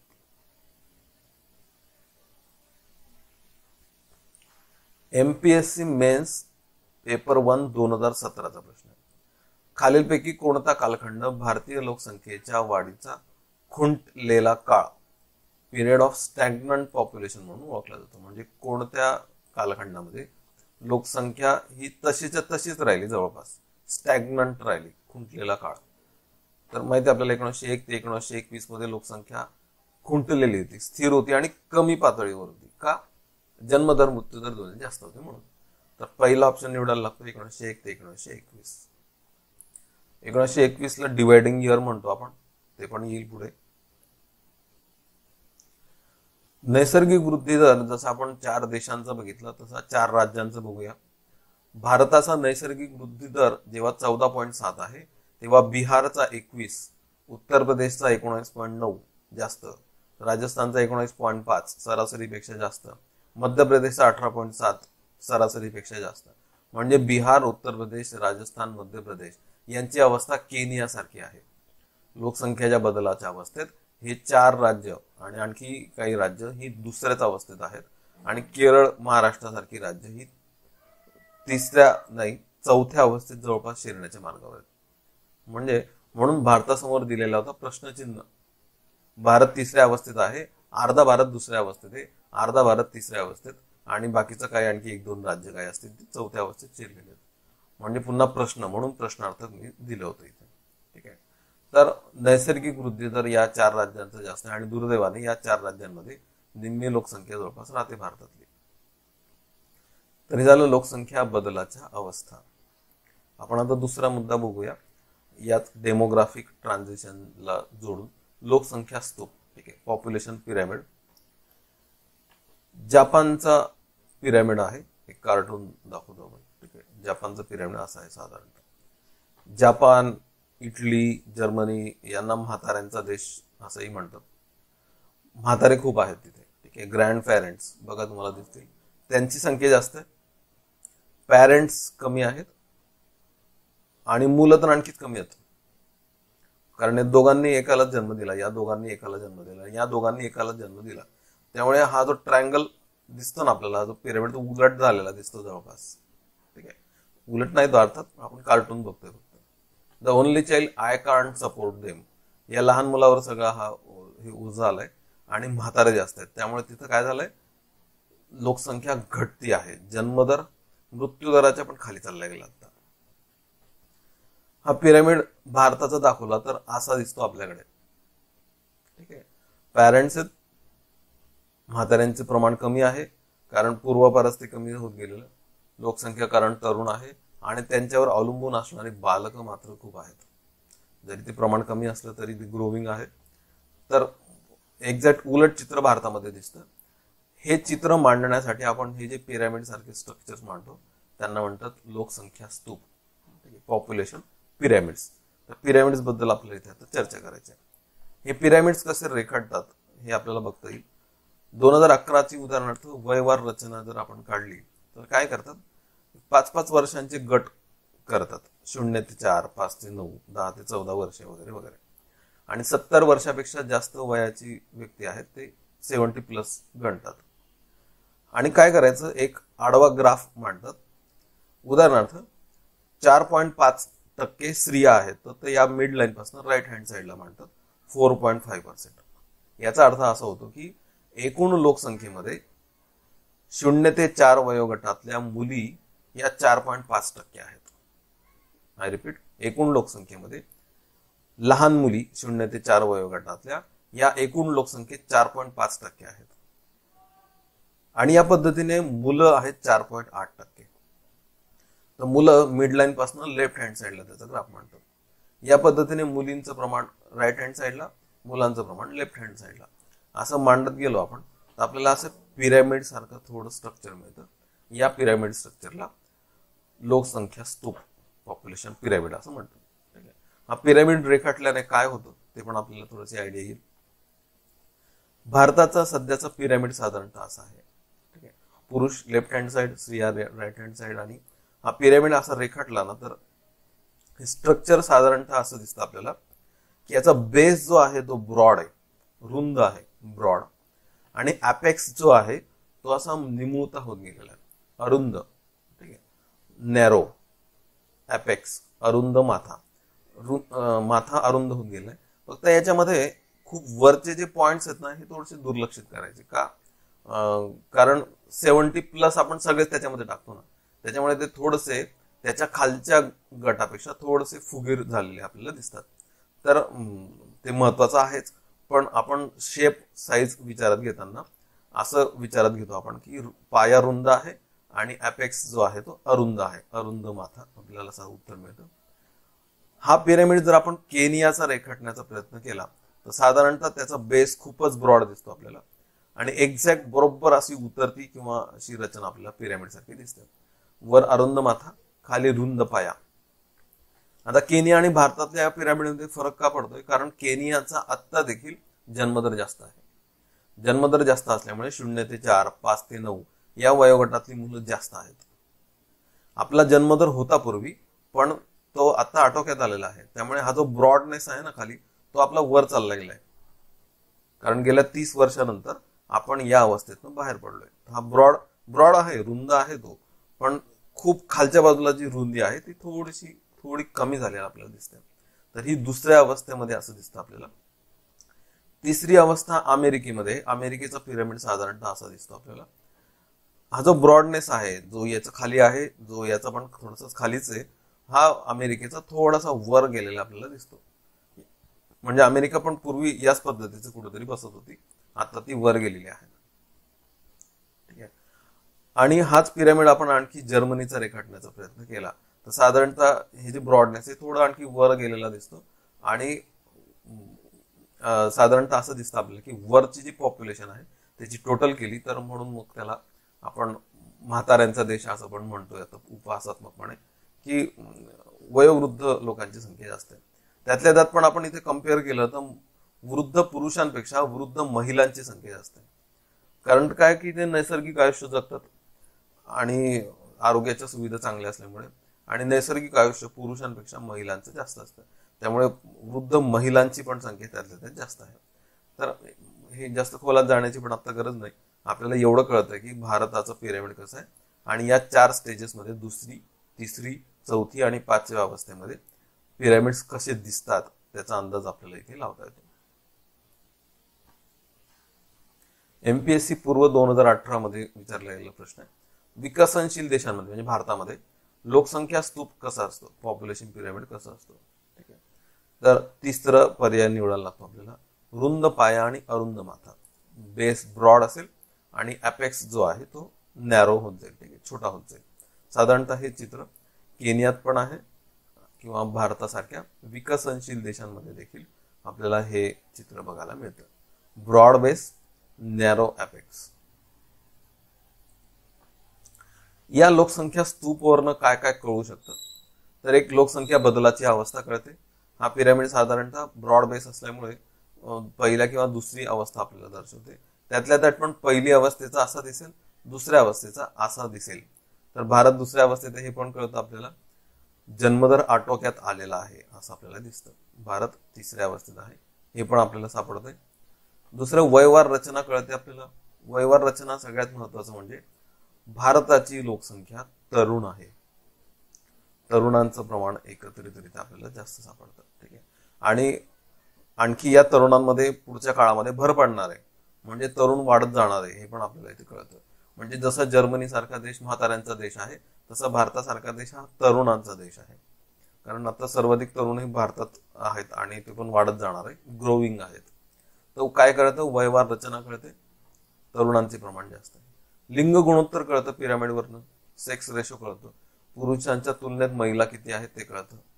मी काय करतो, आता या लेफ्ट हँड साईडचा जो ब्ल्यू ग्राफ आहे ना, त्याची एक मिरर इमेज जर काढली मी आणि तिला जर मी याच्या मागे ठेवलं तर इथे गॅप्स जाणवतात आपल्याला. हे जे गॅप्स आहेत त्या गॅप्सवरनं अंदाज येतो आपल्याला की पुरुषांच्या प्रमाणापेक्षा त्या त्या वयामध्ये महिलांचं प्रमाण, मुलींचं प्रमाण कमी आहे. तर ठीक आहे, हे काय दर्शवतं आपल्याला की लिंग गुणोत्तर हे प्रतिकूल आहे भारतामध्ये, पुरुषांच्या तुलनेत स्त्रियांची संख्या कमी आहे हे पण दर्शवतं.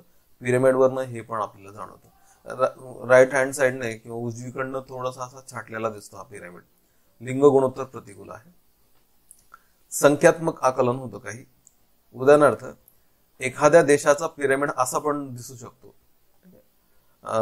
असं केव्हा दिसेल बघा, की हा कार्यकारी वयोगट आहे, काम करणारे तरुण आहेत साधारणतः, आणि तरुणांमध्ये पण पुरुष आहेत, आणि हे पुरुष नाहीये तिथे आता प्रेझेंट.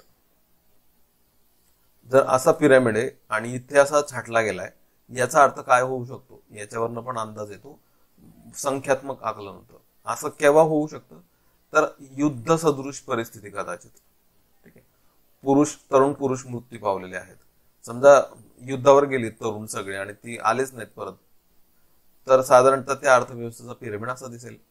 किंवा काही अशी राज्य आहेत, काही जिल्हे आहेत की तिथले तरुण पुरुष हे दुसरीकडे कामासाठी स्थलांतरित झालेले आहेत, तर त्यांचा पण पिरामिड त्यांचाच स्पेसिफिक त्या त्यांच्या जिल्ह्याचा जर पिरामिड रेखाटला आपण, तर साधारणतः अशी परिस्थिती दिसेल आपल्याला की तरुण पुरुष नाहीत तिथे आता, ते कुठेतरी कामासाठी निघून गेलेले आहेत. तर पिरामिडवरनं आपल्याला काय जाणवतं, संख्यात्मक आकलन पण होतं. यावरनं आपल्याला एक कन्सेप्ट इथे आणखी बघायची, जनसांख्यिकीय लाभांश. ठीक आहे, डेमोग्राफिक डिव्हिडंड. मी सांगितलं की तरुण जास्त आहेत, तरुण लोकसंख्या आहे, अख्खा भारत तरुण आहे. याचा अर्थ काय होतो किंवा याच्यापासून लाभांश डिव्हिडंड कसा मिळणार हे आपल्याला इथे चर्चा करायची आहे. सोपंच आहे. भारतामध्ये आता अशी परिस्थिती आहे की जन्मदर आटोक्यात आलेला आहे बऱ्यापैकी. आपण तिसऱ्या अवस्थेत कारण गेलेलो आहोत. मृत्यूदर तर आपण दुसऱ्याच अवस्थेमध्ये कधीच आटोक्यात आणलेला. कार्यकारी लोकसंख्या वाढण्याचे दिवस आहेत सध्या. ठीक आहे, आपण आता जे अनुभवतोय ती कार्यकारी लोकसंख्या प्रचंड आहे. कार्यकारी लोकसंख्या 15 ते 64 वर्षे वयोगट जो आहे त्याला आपण कार्यकारी लोकसंख्या म्हणतो. 15 ते 64 वर्षे वयोगट ही कार्यकारी लोकसंख्या आपली सर्वाधिक आहे. आणि सध्या आपलं उत्पन्न पण चांगलं आहे. एकूण जीडीपी क्रयशक्तीच्या बाबतीमध्ये आपण पहिल्या 3 मध्ये बसतो. तिसरी मोठी अर्थव्यवस्था आहे. तर जन्मदर कमी, मृत्यूदर आटोक्यात, कार्यकारी लोकसंख्या जास्त, उत्पन्न जास्त, म्हणजे जी तरुण आहेत त्या तरुणांच्या हातात पण एकूण उत्पन्न, त्यांच्यावर अवलंबून असणारे मुलं आणि म्हातारे यांचे पण प्रमाण कमी आहे. त्यामुळे यांना काम करता येत आहे आणि काम करण्यासाठी असा एक स्पॉट निर्माण झालाय सध्या. याला स्वीट स्पॉट असं म्हणतात. आणि हा स्पॉट निर्माण होणे म्हणजे एक प्रकारे आपण आपल्यासाठी आणि आपल्या अर्थव्यवस्थेसाठी एक मोठा ऍसेट निर्माण झालेला आहोत. आपण या अर्थव्यवस्थेला एक लाभांश मिळवून देतोय, डिव्हिडंड मिळवून देतोय. याला म्हणतात जनसांख्यिकीय लाभांश. ठीक आहे, जसं शेअर धारकांना शेअरवर डिव्हिडंड मिळतो तसं भारताला तरुण असल्याबद्दल लाभांश मिळतोय. तो आपल्याला पण मिळतोय, अख्ख्या अर्थव्यवस्थेला मिळतोय. याला म्हणायचं जनसांख्यिकीय लाभांश. मिळतोय असं म्हटलं मी, पण मला असं वाटतं की प्रॉपर वर्ड आहे, मिळायला पाहिजे. तर जनसांख्यिकीय लाभांश हा मिळवायचा असेल तर काही चर्चा करूया आपण पुढच्या स्लाइड्स मध्ये. कार्टून पण खूप सुंदर आहे बघा, की तरुण आहे लोकसंख्या, त्यांच्यावर अवलंबून असणारी लोकसंख्या कमी आहे. 0 ते 14 वर्षे, 15 ते 64 वर्षे आणि 65 वर्षांच्या वरील लोकसंख्या विचारात घेतली तर ग्राफ आपण रेखाटला तर 15 ते 64 या कार्यकारी वयोगटामध्ये 63.4% लोकसंख्या आहे भारताची. म्हणजे भारताची 63% लोकसंख्या तरुण आहे असं त्याला म्हणायचं. तरुण म्हणजे शब्दशः तरुण नाही, कार्यकारी असं त्याला म्हणता येईल. ठीक आहे, वर्किंग पॉप्युलेशन आहे. 63.4% पॉप्युलेशन वर्किंग आहे. त्यांच्यावर अवलंबून असणारे बालक 30% आहेत आणि वृद्ध 5% आहेत. म्हणजे टोटल पण केली आपण तर 35% किंवा 36% येतं. त्याच्यापेक्षा पण तरुण जास्त आहेत, कार्यकारी जास्त आहेत. तर म्हणून लोकसंख्या तरुण आहे. पण त्याच्यात प्रॉब्लेम आहे. तो प्रॉब्लेम असा, पुन्हा हे खूप सुंदर कार्टून, ते कोणी रेखाटलं मला त्याचा संदर्भ नाही लागला, पण खूप सुंदर त्याने रेखाटलेलं आहे. भारताला हत्ती समजतात. ठीक आहे, भारतीय अर्थव्यवस्थेला हत्ती म्हटलं जातं. पण हा हत्ती म्हणजे इंडियाच पॉप्युलेशन खूप प्रचंड आहे, सगळं आहे वगैरे वगैरे, पण त्याचे पाय खूप कमकुवत आहे, बारीक आहे आणि ते कधी गपकन बसेल काही सांगता येत नाही. ठीक आहे, तर बघा तो न्यूजपेपर वाचतोय आणि तो विचार करतोय डेमोग्राफिक डिव्हिडंड खरंच मिळेल का. आहे पॉप्युलेशन, तरुण आहे वगैरे सगळे यार, पण तिचे पाय नाही तरुण. काय लिहिले त्याच्या न्यूजपेपरवर? पॉव्हर्टी, माल न्यूट्रिशन, अनएम्प्लॉयमेंट. म्हणजे ही लोकसंख्या ही तरुण जरी आहे तरी ती दारिद्र्यात कितपत पडलेली आहे. मला दारिद्र्याचे आकडे आठवत असतील, 21.9% लोक दारिद्र्यात कितपत पडले. माल न्यूट्रिशन, हंगर इंडेक्स 30.3 आहे. आपण गंभीर स्वरूपाची उपासमार आहे भारतामध्ये. मल्टी डायमेन्शनल पॉवर्टी आहे आपल्याकडे. अनएम्प्लॉयमेंट, बेरोजगारी नंतर शिकायचीच आपल्याला. बेरोजगारीचा दर उच्च आहे. अलीकडच्या आकड्यांमध्ये आणखी तो उंचावलेला आपल्याला दिसला. ही तरुण लोकसंख्या दारिद्र्यात कितपत पडलेली आहे, कुपोषित आहे, अनएम्प्लॉयड आहे आणि अकुशल आहे, अनस्किल्ड आहे. कुशलतेचं प्रशिक्षणच मिळालेलं नाही तिला.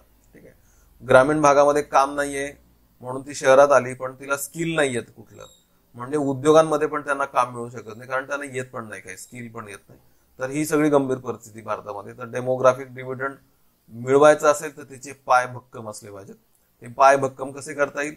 नंबर 1 पॉवर्टी दूर करणे, नंबर 2 माल न्यूट्रिशन दूर करणे, नंबर 3 एम्प्लॉयमेंट, सर्वांना रोजगार मिळेल असं धोरण राबवणे, आणि 4 यांना स्किल एज्युकेशन, कौशल्याचं प्रशिक्षण देणं. तरच हा डिव्हिडंड मिळणार. नाही तर हे सगळे तरुण आहेत आणि मग तो फक्त एक मोठा लोंढाचा लोंढा तयार होईल, बाकी तो अर्थव्यवस्थेला उपकारक ठरणारच नाहीत.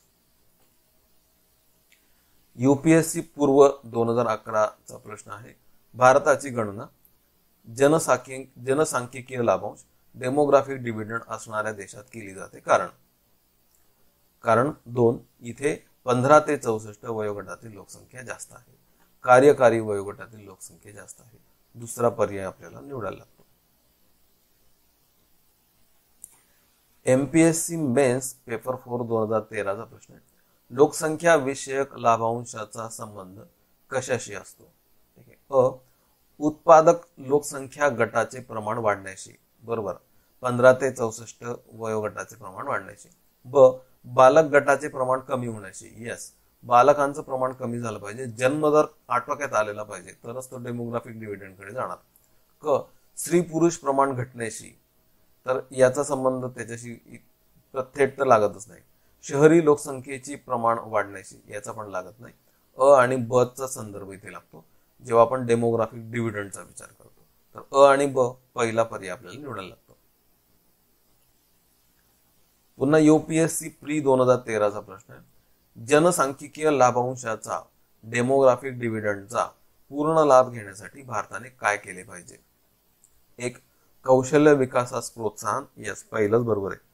स्किल डेव्हलपमेंट हेच आपल्याला डेमोग्राफिक डिव्हिडंड देऊ शकतो. ठीक आहे. आणि त्यासाठी सरकार प्रयत्नशील आहेच. 12व्या योजनेनंतर त्याला खूप प्रचंड गती देण्यात आली. आपण निरनिराळ्या ऑथॉरिटीज, निरनिराळ्या स्किल डेव्हलपमेंट स्कीम्स सुरू केलेल्या आहेत.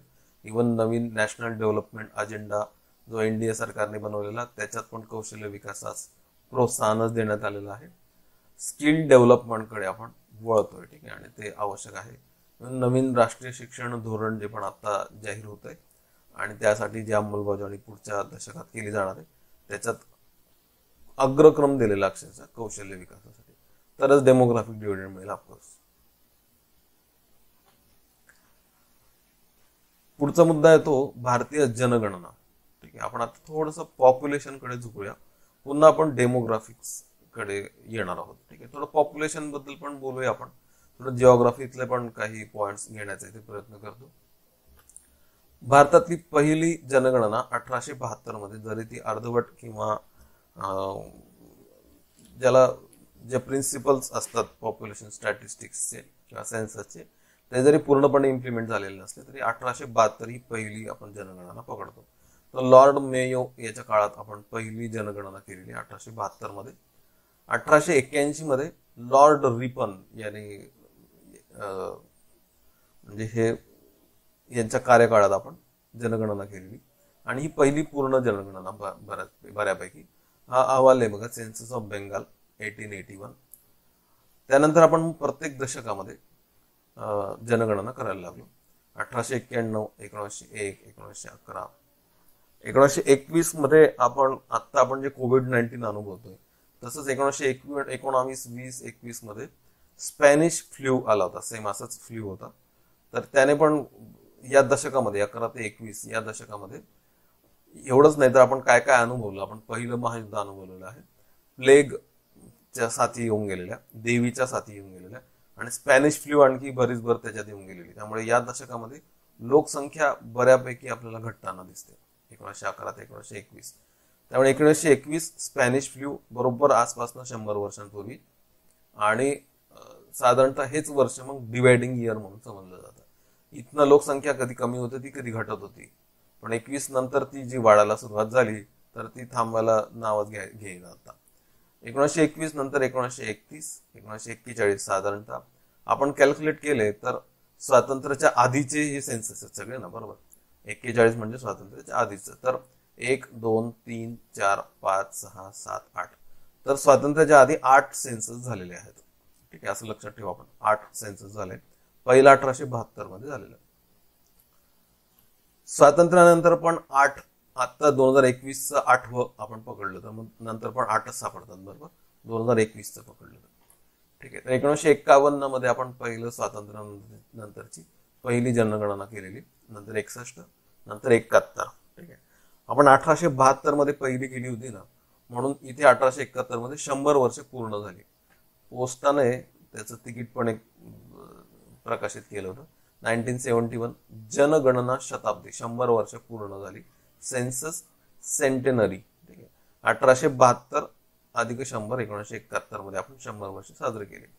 नंतर येतं 1981, 1991, 2001, ठीक आहे. 2001चं जे सेन्सस होतं त्याचं पीपल ओरिएंटेड किंवा लोकाभिमुख असं त्याचा मोटो होता 2001च्या जनगणनेचा. त्याच्यानंतर झाली 2011ची जनगणना, त्याच्याबद्दलच आपण आता चर्चा करणार आहे. 2011ची जनगणना, आपली जनगणना आपले भविष्य. तर 7वी, स्वातंत्र्यानंतरची 7वी ती जनगणना होती. टोटल केली तर मग ती 15वी जनगणना येते. आपण आता 2021च्या जनगणनेच्या तोंडावर आहोत. नेमकं सगळंच थांबलंय आता आणि ती जनगणनेचं काय होईल ते आता काळच ठरवेल.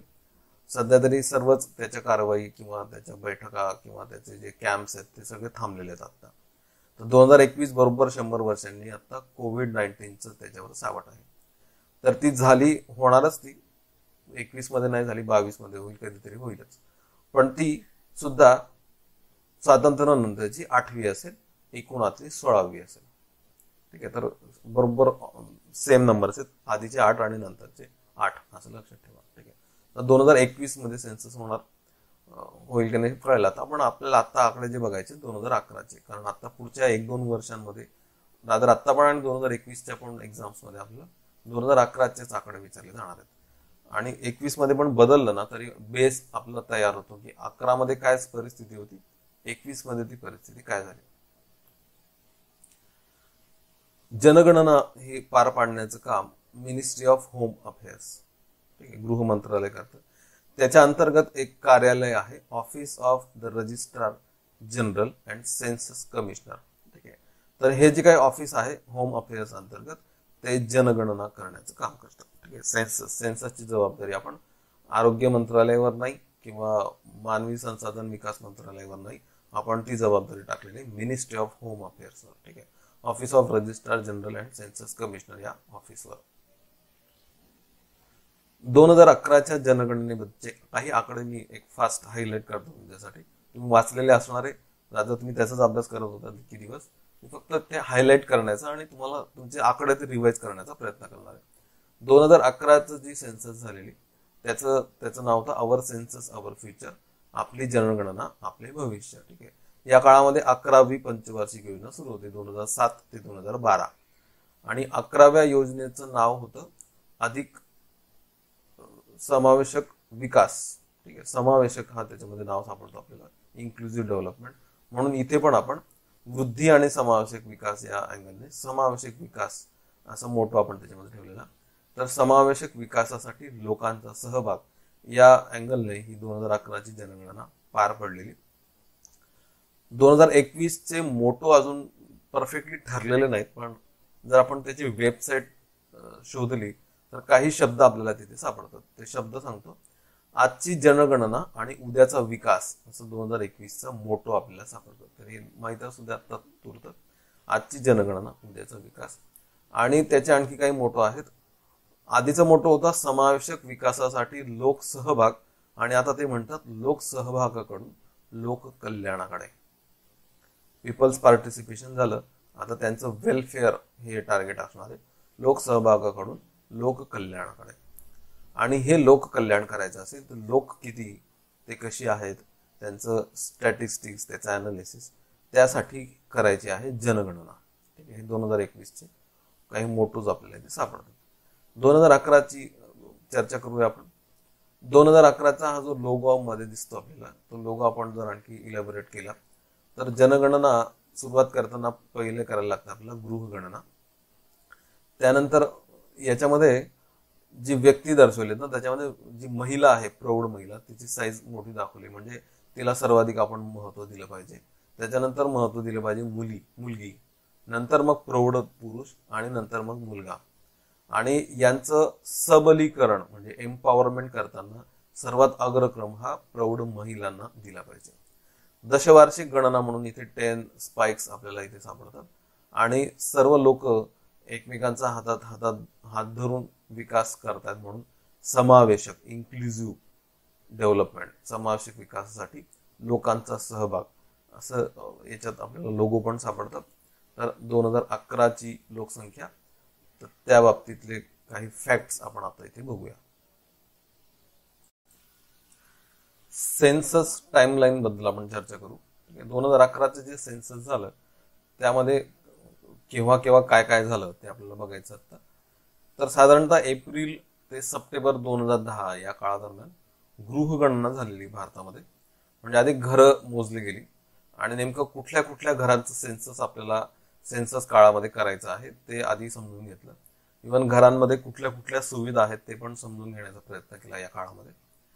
त्यानंतर जनगणना करण्यात आली 9 ते 28 फेब्रुवारी 2011 या फेब्रुवारी महिन्यातल्या कालावधीमध्ये. ठीक आहे, 9 ते 28 फेब्रुवारी 2011. आणि त्यानंतर 28 फेब्रुवारीच्या रात्री, म्हणजे 28 फेब्रुवारी ते 1 मार्च याच्या जी मध्यरात्र आहे, मध्यरात्र म्हणजे 00 अवर्स, या वेळेला काय आकडे होते ना, ते आकडे म्हणजे 2011चं सेन्सस. तर जे सेन्सस घेणारे जे अधिकारी असतात ते 9 ते 28 फेब्रुवारी सगळे आकडे गोळा करत असतात. त्या आकड्यांचं साधारणतः सर्व गोळाबेरीज या दिवशी, या रात्री, इव्हन या रात्री रस्त्यावर फुटपाथवर झोपणारे अक्षरशः भिकारी किंवा त्या स्पॉटला सर्व लोकसंख्या सर्व कुठे कुठे होते ते साधारणतः गणलं जातं. आणि नंतर 1-2 दिवस ते रिफाईन पण केलं जातं. पण हे आकडे सर्व असतात त्या मध्यरात्रीचे. त्या मध्यरात्रीचे हे आकडे म्हणजे 2011चं सेन्सस. ठीक आहे, हे सेन्सस 1 मार्च 2011ला पार पडल्यानंतर 31 मार्चला त्याचे अंदाजित आकडे प्रकाशित करण्यात आले. ठीक आहे, हे जे काही अंदाजित आकडे होते, साधारणतः पहिली 1-2 वर्ष जे MPSCच्या एक्झाम झाल्या त्याच्यामध्ये अंदाजित आकडे विचारले गेले. ठीक आहे, त्यामुळे ते प्रोव्हिजनल फिगर्स म्हणतात त्यांना, अंदाजित आकडे. नंतर मात्र फायनल आकडे आलेले आहेत. त्यामुळे नंतरच्या सर्व एक्झाम्समध्ये आपल्याला फायनल, शेवटचे आकडे, अंतिम आकडे बघायला मिळतात.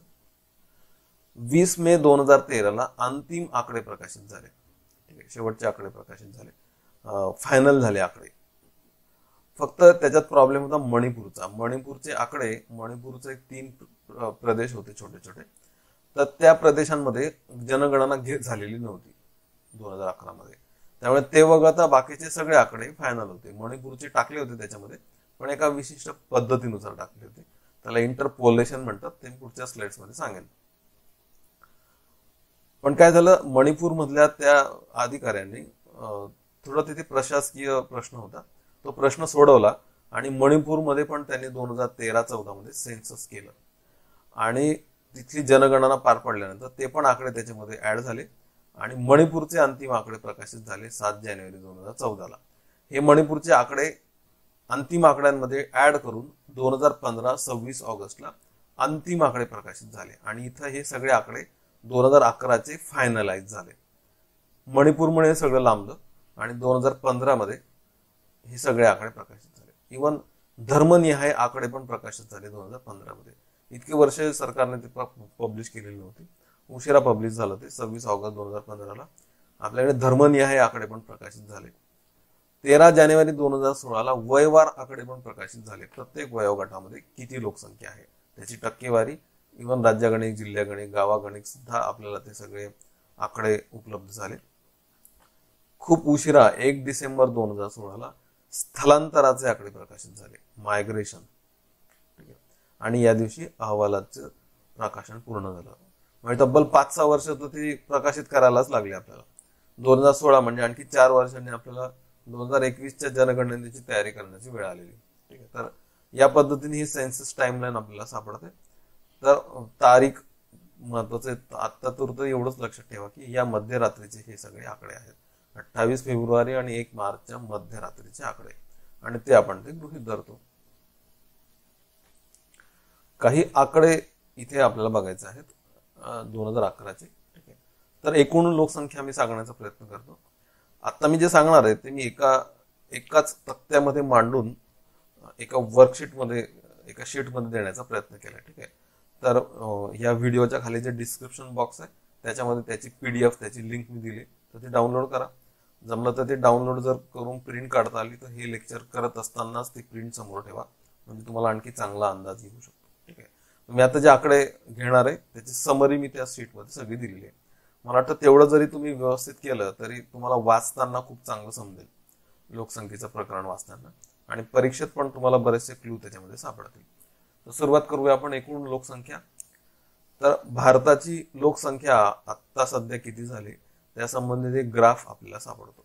ठीक आहे, तर हा ग्राफ आपण विचारात घेऊ. आता आपण बोलू आता 2011 बद्दल. 2011 मध्ये भारताची लोकसंख्या झालेली 121.08 कोटी. भारताची लोकसंख्या 121.08 कोटी, आणि भारताच्या या लोकसंख्येमध्ये 2001 पेक्षा 18.22 कोटींची भर पडलेली आहे. ठीक आहे, म्हणजे बघा ही लाईन जर आपण अशी बरोबर इकडे खेचली तर याच्या वर एवढी ग्रोथ झाली. म्हणजे किती कोटींची भर पडली? 18.22 कोटींची भर पडली. हा पहिला दुसरा आकडा लक्षात ठेवायचा. याच्यापूर्वी नेहमी जेव्हा भर पडलेली ना, तर ही भर मागच्या आकड्यापेक्षा नेहमी मोठी राहिलेली. म्हणजे 3.96 पेक्षा 4.24 जास्त, 4.24 पेक्षा 7.81 जास्त, किंवा 16.3 पेक्षा 18.23 जास्त. हे पहिलं असं दशक आहे अलीकडचं की 18.23 पेक्षा 18.22 हा आकडा कमी थोडा. ठीक आहे, तर वाढ कमी झाली थोडीशी. ओके, ही वाढ जर पर्सेंटेज स्वरूपात मांडण्याचा प्रयत्न केला तर वरचा लाईन ग्राफ मिळतो आपल्याला. उदाहरणार्थ 2001 पेक्षा 2011 मध्ये लोकसंख्येमध्ये 17.7% वाढ झालेली आहे. याला म्हणतो आपण दशवार्षिक वाढ, डिकेडल ग्रोथ. ठीक आहे, 17.7%. हा आकडा पाठ करायचा. तिसरा आकडा आता 17.7%. हे आपण आधीचे आकडे विचारात घेतले तर साधारणतः आपल्याला असं सापडतं की 1921 मध्ये लोकसंख्या वृद्धी मायनस मध्ये आहे. म्हणजे लोकसंख्या कमी झालेली 1921 मध्ये. त्याची कारण मी अगदी महायुद्ध, प्लेग पासून स्पॅनिश फ्लू पर्यंत मी आलेलो. तर 0.31% लोकसंख्या उलट घटलेली आहे. त्यामुळे याला डिवायडिंग लाईन, डिवायडिंग इयर म्हणतात. इथनं आधी आणि इथनं नंतर दोन कारणांना डिवायडिंग म्हणायचं. एक, ग्राफ मायनसचा प्लस व्हायला सुरुवात झाली. इथे अक्षरशः 7.72 कोटीने लोकसंख्या घटलेली आहे. नंतर ती वाढली, त्यानंतर आपण मागे बघितलेलंच नाही. दुसरं कारण आहे की इथनं आपण अर्थव्यवस्था पहिल्या अवस्थेतनं दुसऱ्या अवस्थेत शिरलेली आहे लोकसंख्या बदलाच्या.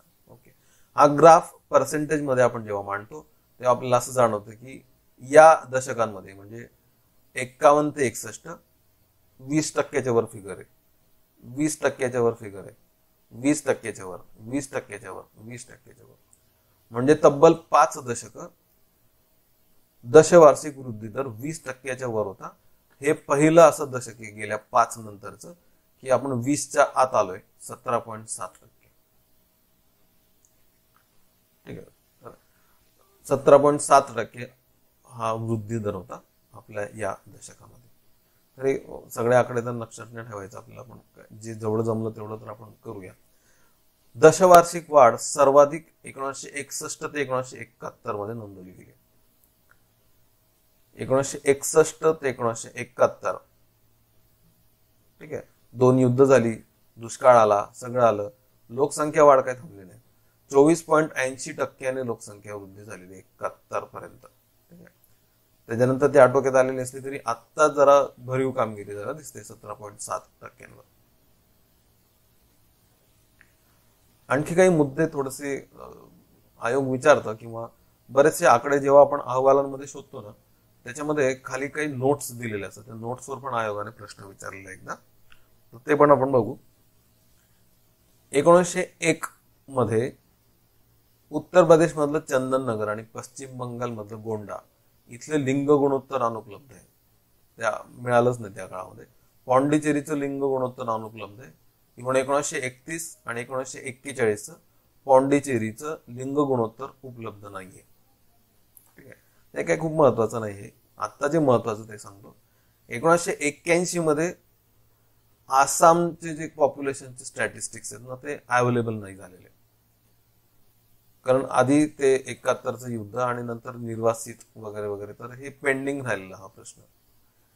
तर म्हणून आणि काही दहशतवादी कारवाया पण होत्या कदाचित त्या काळामध्ये. तर आसाममध्ये अस्थिरतेमुळे सेन्सस झालेलं नाही 1981चं. ठीक आहे, त्यामुळे ते जे सेन्सस 1981चं आसामचं झालेलं त्याला ते इंटरपोलेशन पद्धतीने झालेलं आहे. इंटरपोलेशन म्हणजे काय करतात की अंदाजित आकडे काढतात. पोल म्हणजे समजा 4 पोल्स आहेत लाईन कंपाऊंडचे आणि त्यातला एक पोल हरवला किंवा पडला, तर आपण तिथे परत मोजणी न करता काय करतो, आपण पहिला आणि तिसरा पोल जो आहे ना त्याच्या लाईन मध्ये तो बरोबर पोल बसवतो. त्या पद्धतीने ग्रोथ रेट विचारात घ्यायची पॉप्युलेशनची आणि अंदाजे एक आकडे काढायचे, त्याला म्हणायचं इंटरपोलेशन म्हणजे अंदाजित आकडे. तर आसामचे आकडे आपण अंदाजाने काढलेले आहेत 1981 चे. याच पद्धतीने 1991 चे जम्मू काश्मीरचे आकडे आपण इंटरपोलेशन पद्धतीने काढलेले आहेत. पुन्हा अस्थिर परिस्थिती होती जम्मू काश्मीरमध्ये 91 मध्ये, त्यामुळे तिथे जनगणना होऊ शकलेली नव्हती. 2001 मध्ये मणिपूर, पुन्हा मणिपूरने प्रॉब्लेम केलेला. मणिपूरमध्ये 3 असे विभाग आहेत जिथे काही प्रशासकीय कारणांमुळे माओ मारम, पाओ माता आणि पुरुल असे काही उपविभाग आहेत. इथे जनगणना होऊ शकलेली नव्हती आणि ते नंतर कधी झालीच नाही 2001 मध्ये. तर ते आकडे मणिपूरच्या शिवाय आहेत, त्यामुळे मणिपूरचे हे आकडे तिथे पण इंटरपोलेशन पद्धतीने काढले गेले. 2011 मध्ये पण हा प्रॉब्लेम झाला होता, पण आता मी सांगितल्याप्रमाणे 2014-15 मध्ये तिथे सेन्सस झाला आणि नंतर मग आकडे रिफाईन झाले. त्यामुळे 2011चे आकडे हे परिपूर्ण आहेत. सगळंच त्याच्यामध्ये आलेले, प्रत्येक ठिकाणी सेन्सस झालेलं आहे आणि हे सगळे आकडे उपलब्ध झाले. उशिरा का होईना सगळे आकडे उपलब्ध आहेत आपल्याकडे.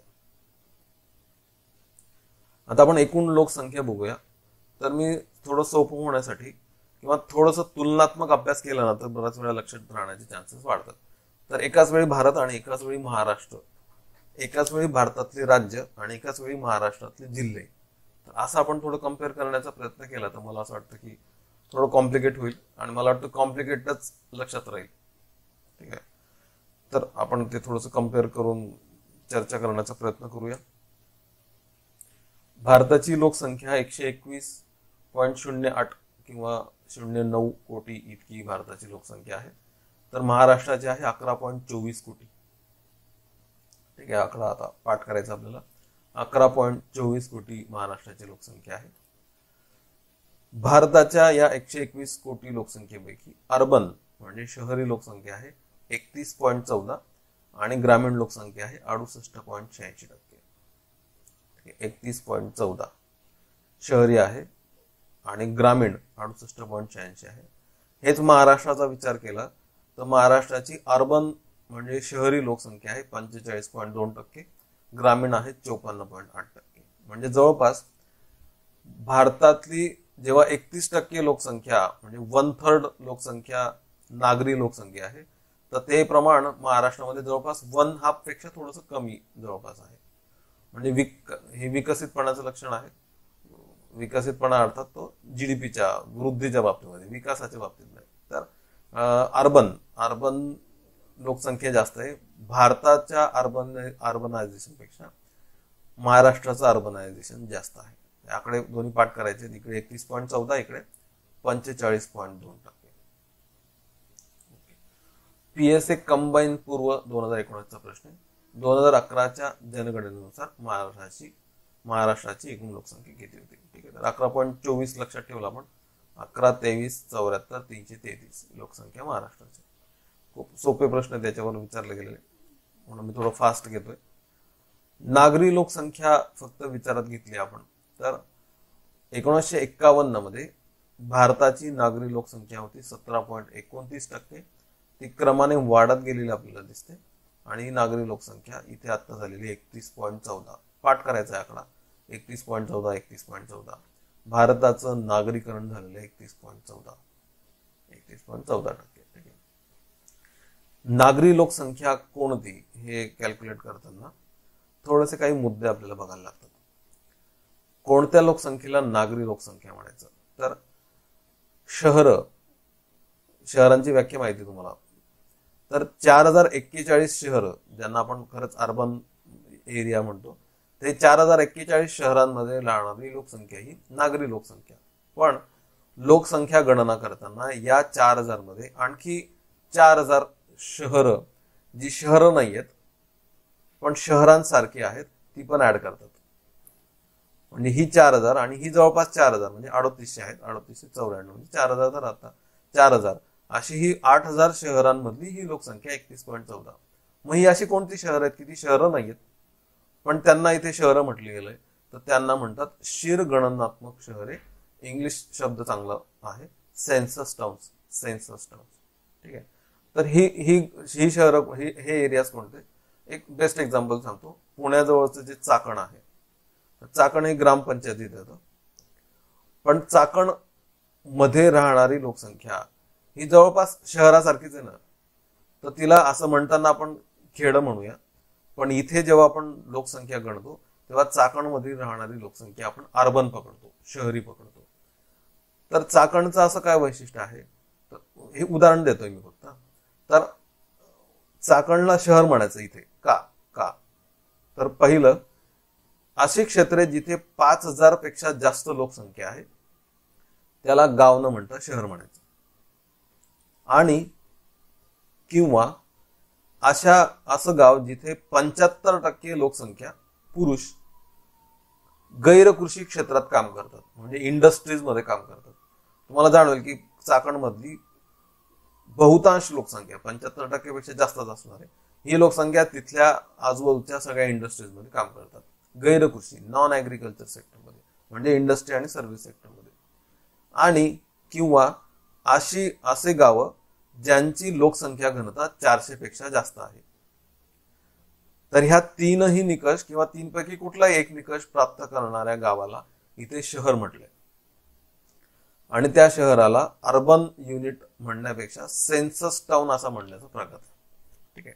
तर अशी एकूण लोकसंख्या म्हणजे पुण्यातली आणि चाकणमधली अशी सगळी एकत्र केली तर ती भारतातली अशा या शहरांमधली भरते 31.14%.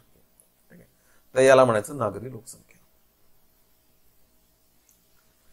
MPSC mains 2017 paper 1.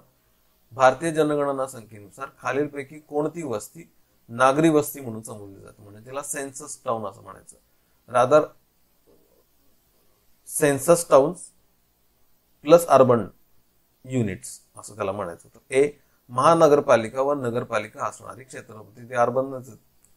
5,000 पेक्षा जास्त लोकसंख्या असणारी क्षेत्रे, 50% लोक बिगर शेती व्यवसाय करणारे, सी चुकले, 75 पाहिजे होतं तिथे. आणि लोकसंख्येची घनता 400 पेक्षा जास्त असणारी क्षेत्रे. तर ए, बी आणि डी बरोबर आहे, सी चुकलेलं आहे. ए, बी, डी बरोबर आहे. ए, बी, डी तिसरा ऑप्शन निवडायला लागतो. ठीक आहे. तर यांना म्हटलं आपण नागरी लोकसंख्या. नागरी लोकसंख्या बघताना काही शहर आपण बघायला लागतात. तर इथे 53 शहरं दिलेली आहेत. अशी 53 शहर ज्यांची लोकसंख्या 10 लाखापेक्षा जास्त आहे, ते यांना म्हणायचं दशलक्षी शहर. दशलक्षी शहरांमध्ये सर्वाधिक लोकसंख्या असणारी 4 ही मेट्रोपॉलिटन सिटीज. पहिला नंबर लागतो मुंबईचा, बरोबर क्लॉकवाईज सापडतं आपल्याला ते. मुंबई, नंतर दिल्ली, नंतर कोलकाता आणि नंतर चेन्नई. ठीक आहे. त्यातलं मुंबई जे पहिलं आहे ते मुंबई, दिल्ली, कलकत्ता हे जे 3 पहिली शहर आहेत त्यांची लोकसंख्या 1 कोटीपेक्षा पण जास्त आहे. 2011चं सेन्सस आहे. ठीक आहे. 1.84, 1.63, 1.41 कोटी. चेन्नईची फक्त थोडी कमी, 86-87 कोटी पर्यंत ती बसते. ठीक आहे. आणि ही जी शहरं आहेत 53, याच्यात महाराष्ट्राची किती किंवा काय क्रम लागतो वगैरे ते पण आपल्याला अभ्यास करणं आवश्यक आहे. तर ते पण करून ठेवा एका ठिकाणी आणि त्याची नोंद करून ठेवा. एमपीएससी प्री 2019चा प्रश्न आहे की पुढील शहरे आणि त्यांच्या लोकसंख्या यांच्या जोड्या लावा. ठीक आहे. सोपंच होतं ते. तसंच दिले बरोबर, मुंबई, दिल्ली, कलकत्ता, चेन्नई. आणि हे उलट दिले 8.7, 14.1, 16.3, 18.4. आकडे पाठ करण्याची गरज नाही. उत्तर असणारे 4, 3, 2, 1. 4, 3, 2, 1 चौथा ऑप्शन निवडायला लागतो. आता आपण बघू हायेस्ट पॉप्युलेशन असणारी राज्ये आणि जिल्हे. भारताचा विचार करू तर सर्वाधिक लोकसंख्या उत्तर प्रदेशची. उत्तर प्रदेशची लोकसंख्या 19.98 कोटी भरली. 121 कोटीपैकी 20 कोटी जवळपास उत्तर प्रदेशची आहे, पहिला क्रमांक. दुसरा क्रमांक महाराष्ट्राचा लागतो. महाराष्ट्राची लोकसंख्या 11.24 कोटी भरली या जनगणनेनुसार. ठीक आहे. पहिला क्रमांक उत्तर प्रदेश, दुसरा क्रमांक महाराष्ट्र 11.24. हे आपण महाराष्ट्राचा विचार केला तर महाराष्ट्राची लोकसंख्या 11.24 कोटी आहे. सर्वाधिक लोकसंख्या ठाण्याची भरली 1.10 कोटी. ठीक आहे. ठाणे जिल्ह्याची 1.10 कोटी इतकी लोकसंख्या भरली. ठाणे हा विभाजनपूर्व ठाणे, अर्थातच पालघर पण त्याच्यामध्ये ऍड होतं तेव्हा 2011. त्याच्यानंतर पुण्याचा क्रमांक लागतो. पुण्याची लोकसंख्या 0.94 कोटी. ठीक आहे. तर आता ऑफकोर्स पुण्याचा पहिला क्रमांक लागेल ऍज अ डिस्ट्रिक्ट. ठीक आहे. जिल्हा म्हणून पुण्याचा पहिला क्रमांक लागेल 0.94 कोटी. सर्वात कमी लोकसंख्या, ठीक आहे, लोवेस्ट बघू आपण आता. तर भारतामध्ये सर्वात कमी लोकसंख्या लक्षद्वीप मध्ये राहते. लक्षद्वीप मध्ये फक्त 64,000 लोक राहतात, जवळपास 64,473. आणि बहुतांशी ही सर्व लोकसंख्या मुस्लिम लोकसंख्या आहे, हे पण लक्षात ठेवा. लक्षद्वीप 64,473. त्याच्यानंतर दीव दमणचा नंबर लागतो 2.43 लाख. फक्त राज्यांचा विचार केला तर 5व्या क्रमांकावर सिक्कीम आहे. फक्त राज्यांचा विचार केला तर मग पहिल्या क्रमांकावर सिक्कीम लागेल, कमी लोकसंख्या असणार, खालून 5वं. ठीक आहे. फक्त राज्य तर मग खालून पहिलं सिक्कीम. सिक्कीम मध्ये 6.11 लाख लोक राहतात. सर्वात कमी लोकसंख्या असणारं राज्य किंवा केंद्रशासित प्रदेश लक्षद्वीप. फक्त राज्य विचारात घेतलं तर सिक्कीम. हेच आपण महाराष्ट्रात विचारात घेतलं तर सर्वात कमी लोकसंख्या आहे सिंधुदुर्ग 8.94 लाख. आणि सर्वात कमी लोकसंख्या सिंधुदुर्ग नंतर सापडते गडचिरोलीमध्ये 10.73 लाख. खालना नंबर सिंधुदुर्गचा पहिला, दुसरा गडचिरोलीचा. ठीक आहे. एकूण लोकसंख्येच्या बाबतीमध्ये राज्यांचे ग्राफ्स इथे मांडण्याचा प्रयत्न केलाय. तर 2001 आणि 2011 तर सर्वाधिक लोकसंख्या असणाऱ्या राज्यांपासून सर्वात कमी लोकसंख्या असणारं राज्य आपल्याला खाली सापडेल. पहिलं उत्तर प्रदेश पासून आपण सुरुवात करतो. उत्तर प्रदेश, महाराष्ट्र, बिहार, पश्चिम बंगाल आणि आंध्र प्रदेश ही सर्वाधिक लोकसंख्या असणारी पहिली 5 राज्य. आय रिपीट, उत्तर प्रदेश नंतर महाराष्ट्र, 2 माहितीत आपल्याला. नंतर उत्तर प्रदेशला लागून असणारा बिहार आणि बिहारला लागून असणारा वेस्ट बेंगाल. आणि खाली येतो आपण आंध्र प्रदेश. हा विभाजनपूर्व आंध्र प्रदेश आहे, तेलंगण त्याच्यात ऍड आहे. तर आंध्र प्रदेश हा 5व्या क्रमांकावर इथे सापडतो आपल्याला. ही क्रमवारी 2001 मध्ये जशी होती तशीच तशी राहिलेली आहे. काही प्रश्न आणखी हायलाइट झालेले ते म्हणजे सर्वात कमी लोकसंख्या लक्षद्वीप आणि खालची 4च्या 4 ही केंद्रशासित प्रदेश आहेत, मग सिक्कीम हे लागतं. आणखी प्रश्न विचारला गेलेला की 10 कोटीपेक्षा जास्त लोकसंख्येची राज्य कोणती आहेत. तर आपल्याला दिसतंय की 10 पासूनचा आकडा वरच्या 3 मध्ये आहे, उत्तर प्रदेश, महाराष्ट्र आणि बिहार. ठीक आहे. आणखी आपल्याला एक फाइंडिंग सापडतं की पहिल्या 6-7 मध्ये तामिळनाडू हे 6व्या क्रमांकावर होतं आणि मध्य प्रदेश 7व्यावर होतं. तर मध्य प्रदेशने तामिळनाडूला मागे टाकले, मध्य प्रदेश वर गेले, तामिळनाडू थोडंसं खाली आलंय. ठीक आहे. बाकीची रँकिंग जवळपास तशीच आपल्याला 2001 मध्ये जशी होती तशीच 2011 मध्ये सापडते. मेन्स पेपर फॉर 2018चा प्रश्न आहे. 2011च्या जनगणनेनुसार 10 कोटींची लोकसंख्या ओलांडणारी राज्य कोणती? उत्तर प्रदेश, उत्तर प्रदेशला लागून असणारा बिहार, उत्तर प्रदेश नंतरचा महाराष्ट्र, तिसऱ्या क्रमांकाचा बिहार. तिसरा ऑप्शन निवडायला लागतो. याने 10 कोटी क्रॉस केलेले. आपण आता बघू लोकसंख्येतील दशवार्षिक वाढ, डिकेडल ग्रोथ. 10 वर्षात किती वाढ झाली. ठीक आहे. तर भारताच्या लोकसंख्येमध्ये या 10 वर्षांमध्ये 17.7% वाढ झाली. हे आपण आता सुरुवातीलाच बघितलं. हा ग्रोथ रेट आपण बघितलं की मध्यंतरी सर्वात वाईट अवस्था 61 ते 71ची 24.80% ग्रोथ रेट होता. हा ग्रोथ रेट नंतर मात्र कमी होत गेलेला आहे. आपण पहिल्यांदा 20च्या आत आलोय. 17.7 पाठ करायचा आकडा आहे. 17.7% लोकसंख्या वाढलेली आहे या दशकामध्ये. जेव्हा राष्ट्रीय स्तरावर हा लोकसंख्या वाढीचा दशवार्षिक वाढीचा दर आहे 17.7, तो राज्य स्तरावर आहे 16%. ठीक आहे. म्हणजे दशवार्षिक वाढ आपली आणखी कमी आहे महाराष्ट्राची राष्ट्रीय सरासरीपेक्षा 16%. ठीक आहे. 16% लक्षात ठेवा. 17.7 मध्ये अर्बनचा ग्रोथ रेट जास्त आहे, दशवार्षिक वाढ. रुरलचा कमी आहे. ग्रामीणचा दशवार्षिक वाढ 12.3 आहे, शहराचा जास्त आहे 31.8. शहराचा ग्रोथ रेट जास्त असण्याचं कारण ऑफकोर्स स्थलांतर आणि शहरीकरण. ग्रामीण ते शहरी